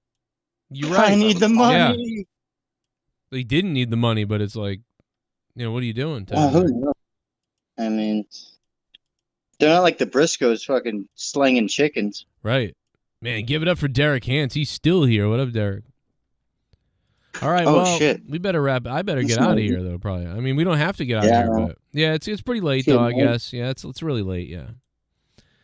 For a Tuesday. Yeah, for a Tuesday, yeah. Listen, if $100 bombs were dropping, obviously I'd be like, we're going to go You heard all that, night. kiddos. No, well, no. I mean, people did that that's why, like, a couple weeks ago that happened. We were up all night. But we've been on a while. Like, this has been... I hope Allison's alive. Yeah, kind of concerned. I mean, even not that she has to donate, but just her in the chat even. She's not even in the chat. I don't know what happened. I'm telling you, I think she got Maybe caught. didn't expect it for an NXT. Nah, bro, she got caught with the neighbor's card. I'm telling you. She'd been sneaking out, going in the purse. I'm telling you. Could be. So you put a fake chime card in there. Would you, in replacement. Jesse, what did you just say? What did you say a minute ago? I missed what you said. I don't know. You put I don't shit. know. You said something like barreled When you over. talked about stealing a card, I said just when you steal a card, just put a fake chime card in its replacement. Oh, Just- yeah, that's a good point. Put a fucking prepaid card in there that has nothing on it. Ah, they won't Yeah. even see it. They're just looking for their whatever. Next thing you know, they get fraud. They lose their house. Oh, my God. Get divorced. They're looking for cops, But hey, baby. you bought a PlayStation, so it works out. My wife's sick. Whoa. Leah's sick. She gets Wait, something- isn't everybody sick? Yeah, everybody's sick, bro. Did you get sick or did you make it out of that thing? Only briefly. It was weird. I didn't really get anything that bad. I'm immune to you all. Yeah, after that COVID like that I had that time, it's like my body's like, yeah, we're fine. Like that, there's nothing that's gonna be worse than those 3 days. It felt like my kidneys were being choked. It was weird. But I mean, So you doing the review tomorrow for the A? yeah, and we'll do predictions coming up soon too. I know people Backlash is Saturday, so we'll do a little bit of that, I guess. Wednesday Night Dynamite and Puerto Rican potluck. We'll oh, that's right. They're in Puerto Rico. I keep forgetting that. That's gonna be weird. Puerto Rican potluck. We might get some Puerto Ricans in on this shit. Well, I hope we get some Puerto Rican women on this shit. That'd be cool. Just make sure you put WWE Bad Bunny Backlash. That's basically like that's the title. That is the title. That is what I'm probably aiming for. Put him put him before Backlash. So it's WWE Bad Bunny 2023. Dad, Puerto Rico is where you heard that story how with Roddy Piper and Ric Flair went to Puerto Rico, and Roddy Piper got paid in $5,000 of coke. They gave him Goddamn right. Of coke. No, that's a payment. That is Yeah. a payment. My God. That's how you get paid. title. Rick had to lose the title just to get out of the fucking country, and it was one of those, where they switch the title, but they don't acknowledge it. Yeah, I'll take the whores. You take the coke, Roddy. he would too. Then he'd swing his dick. Dude, Then he'd how are you swing. gonna get whores? Then he'd swing his dick on an airplane. Oh, Roddy? That'd be fun. No, Rick. Could you imagine? I've got the skirt already. Like, All right, boys and dude, girls. that's a lot of coke to get out of the country with. He must have done it all pretty quick. He probably put it in his ass and did it, and it was like doubled up. Both ways. Your mother used to make the cocaine sandwiches, and she slapped the bologna on them. WrestleMania 8. All right. If we don't see you on Yeah. Garguts, we'll see you. Love you, buddy. Tomorrow. Love you. Goodbye, Love you guys. bro. Love you guys. Mwah. See you. Everybody in the chat, man, thanks for hanging out tonight and keeping me rock hard. Catch you guys tomorrow for the AEW review live. Patreon.com/Joe Cronin Show if you guys want to support what we do, what I do. I need your help. Patreon.com/Joe Cronin Show. Plus, you get thousands of bonus content that you've never heard before, probably. Just trust me, dude, it's packed, the Patreon. Please. Patreon.com/Joe Cronin Show.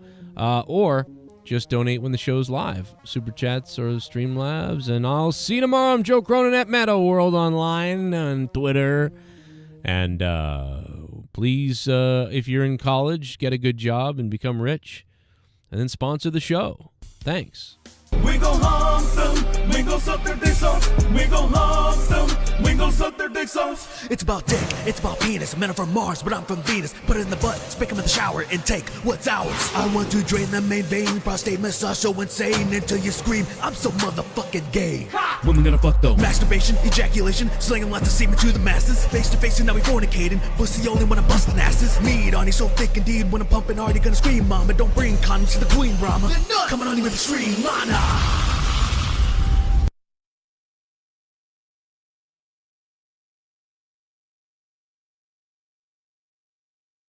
We gon' hump them, we gon' suck their dicks off.